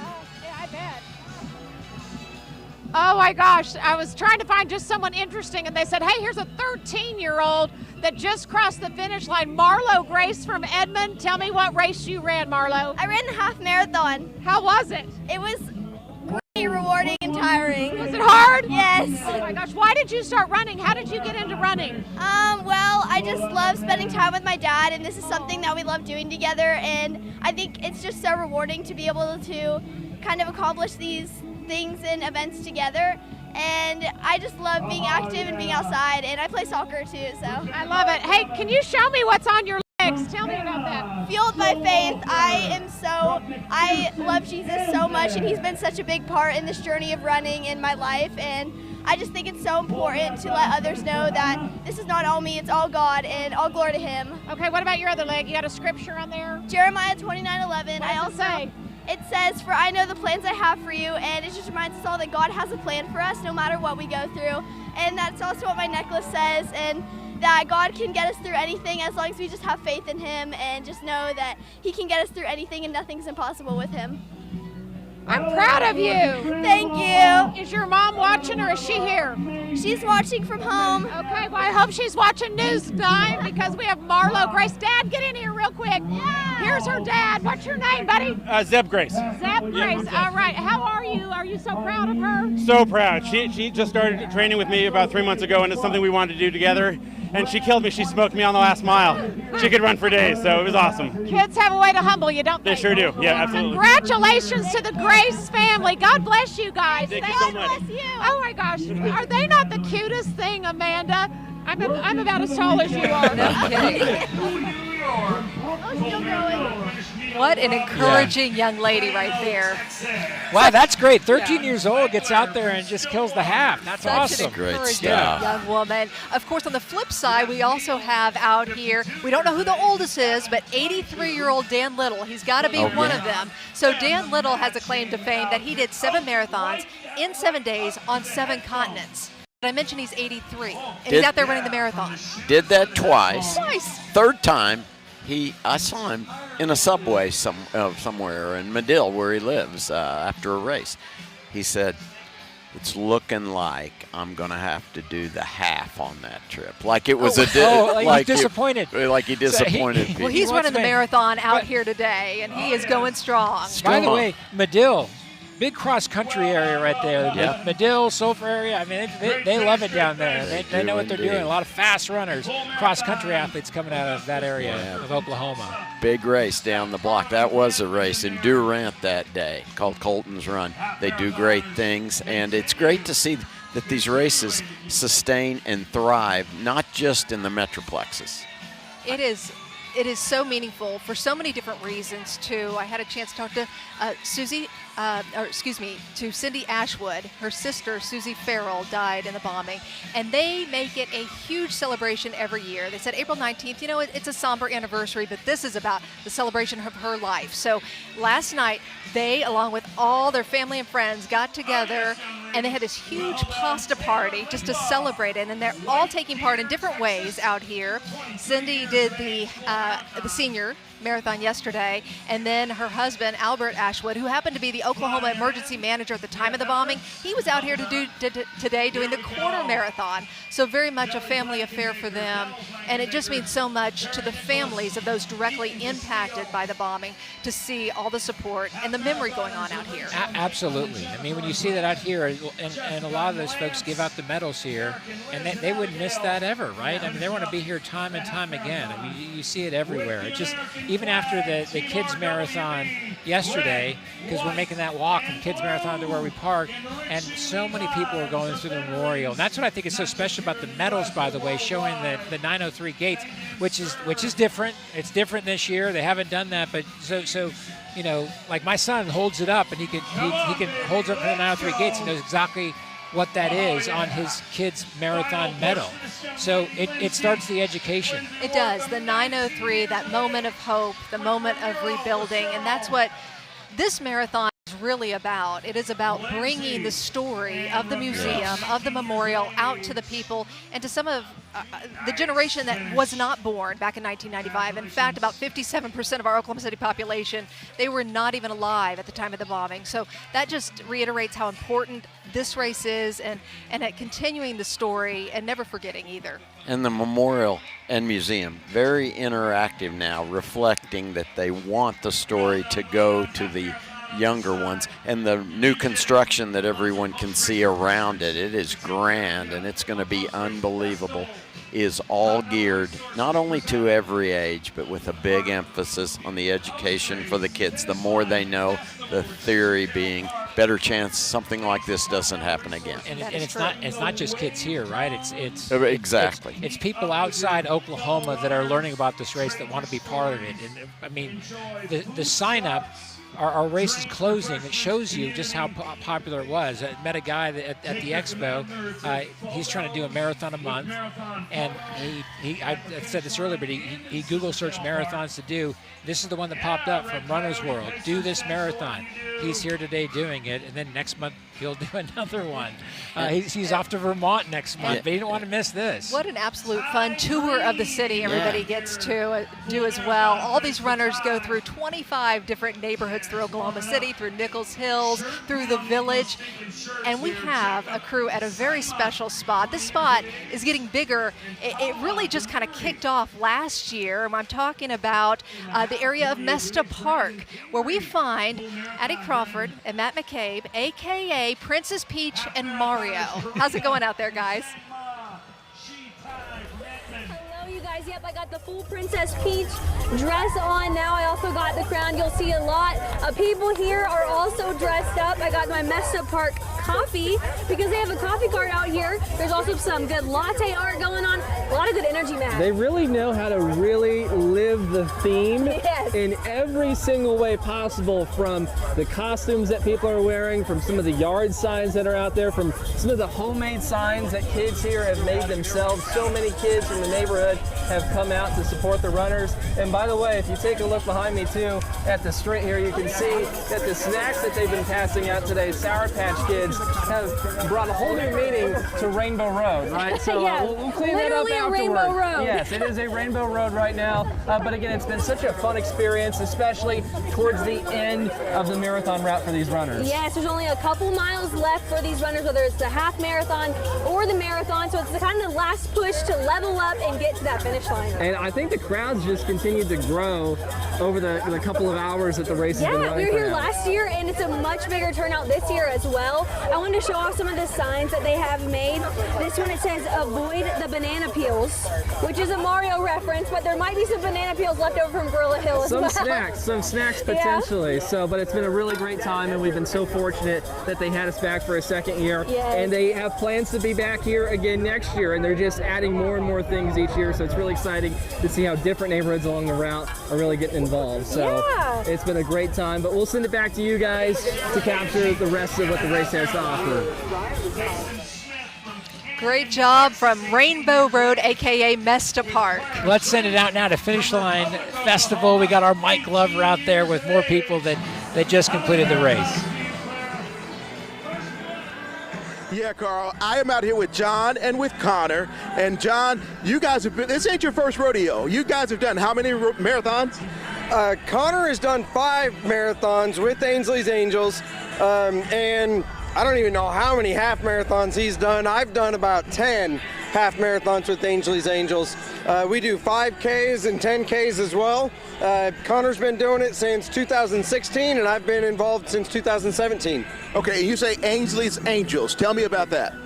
So Ainsley's Angels is a national organization, and what we do is we partner up with special needs children and adults, and we give them an opportunity to participate in these race events where they otherwise wouldn't be able to do. They get the full experience that any other athlete, any runner gets as well.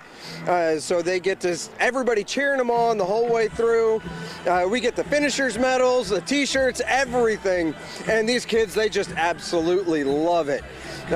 So yeah, I mean, some of them, you see them get out of their cars in the morning, they see these pink chairs and their faces just light up because they know what's coming. Okay, so now John, I see 2 medals on you today. Tell me about the 2. So we signed up for the 5K half marathon double.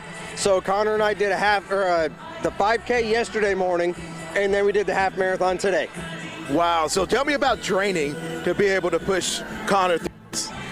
Well, it's kind of whatever training you need. We don't require any sort of speed.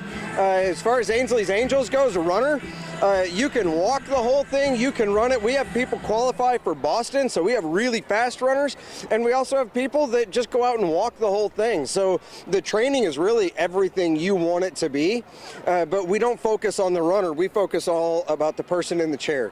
That's what it's all about. Thank you so much, John, and thank you, Connor. All right, guys, we're out here at Scissortail Park with the big Finish Line Festival. Back to you. We love it. 11 teams with Ainsley's Angels doing either the half or the full today, and 11 did the 5K yesterday. My takeaway from today is just how global this race has become. 17 countries, all 50 states represented. We had a winner from Guatemala here across the finish line.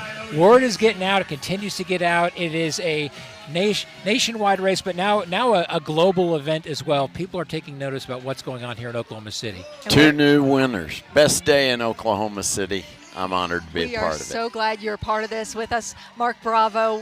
We appreciate everybody watching. We're going to have our finish line camera up the entire afternoon. We'll be capturing the very last runner as they make their way across the finish line. It truly is an honor to do this each and every year, and we are thrilled.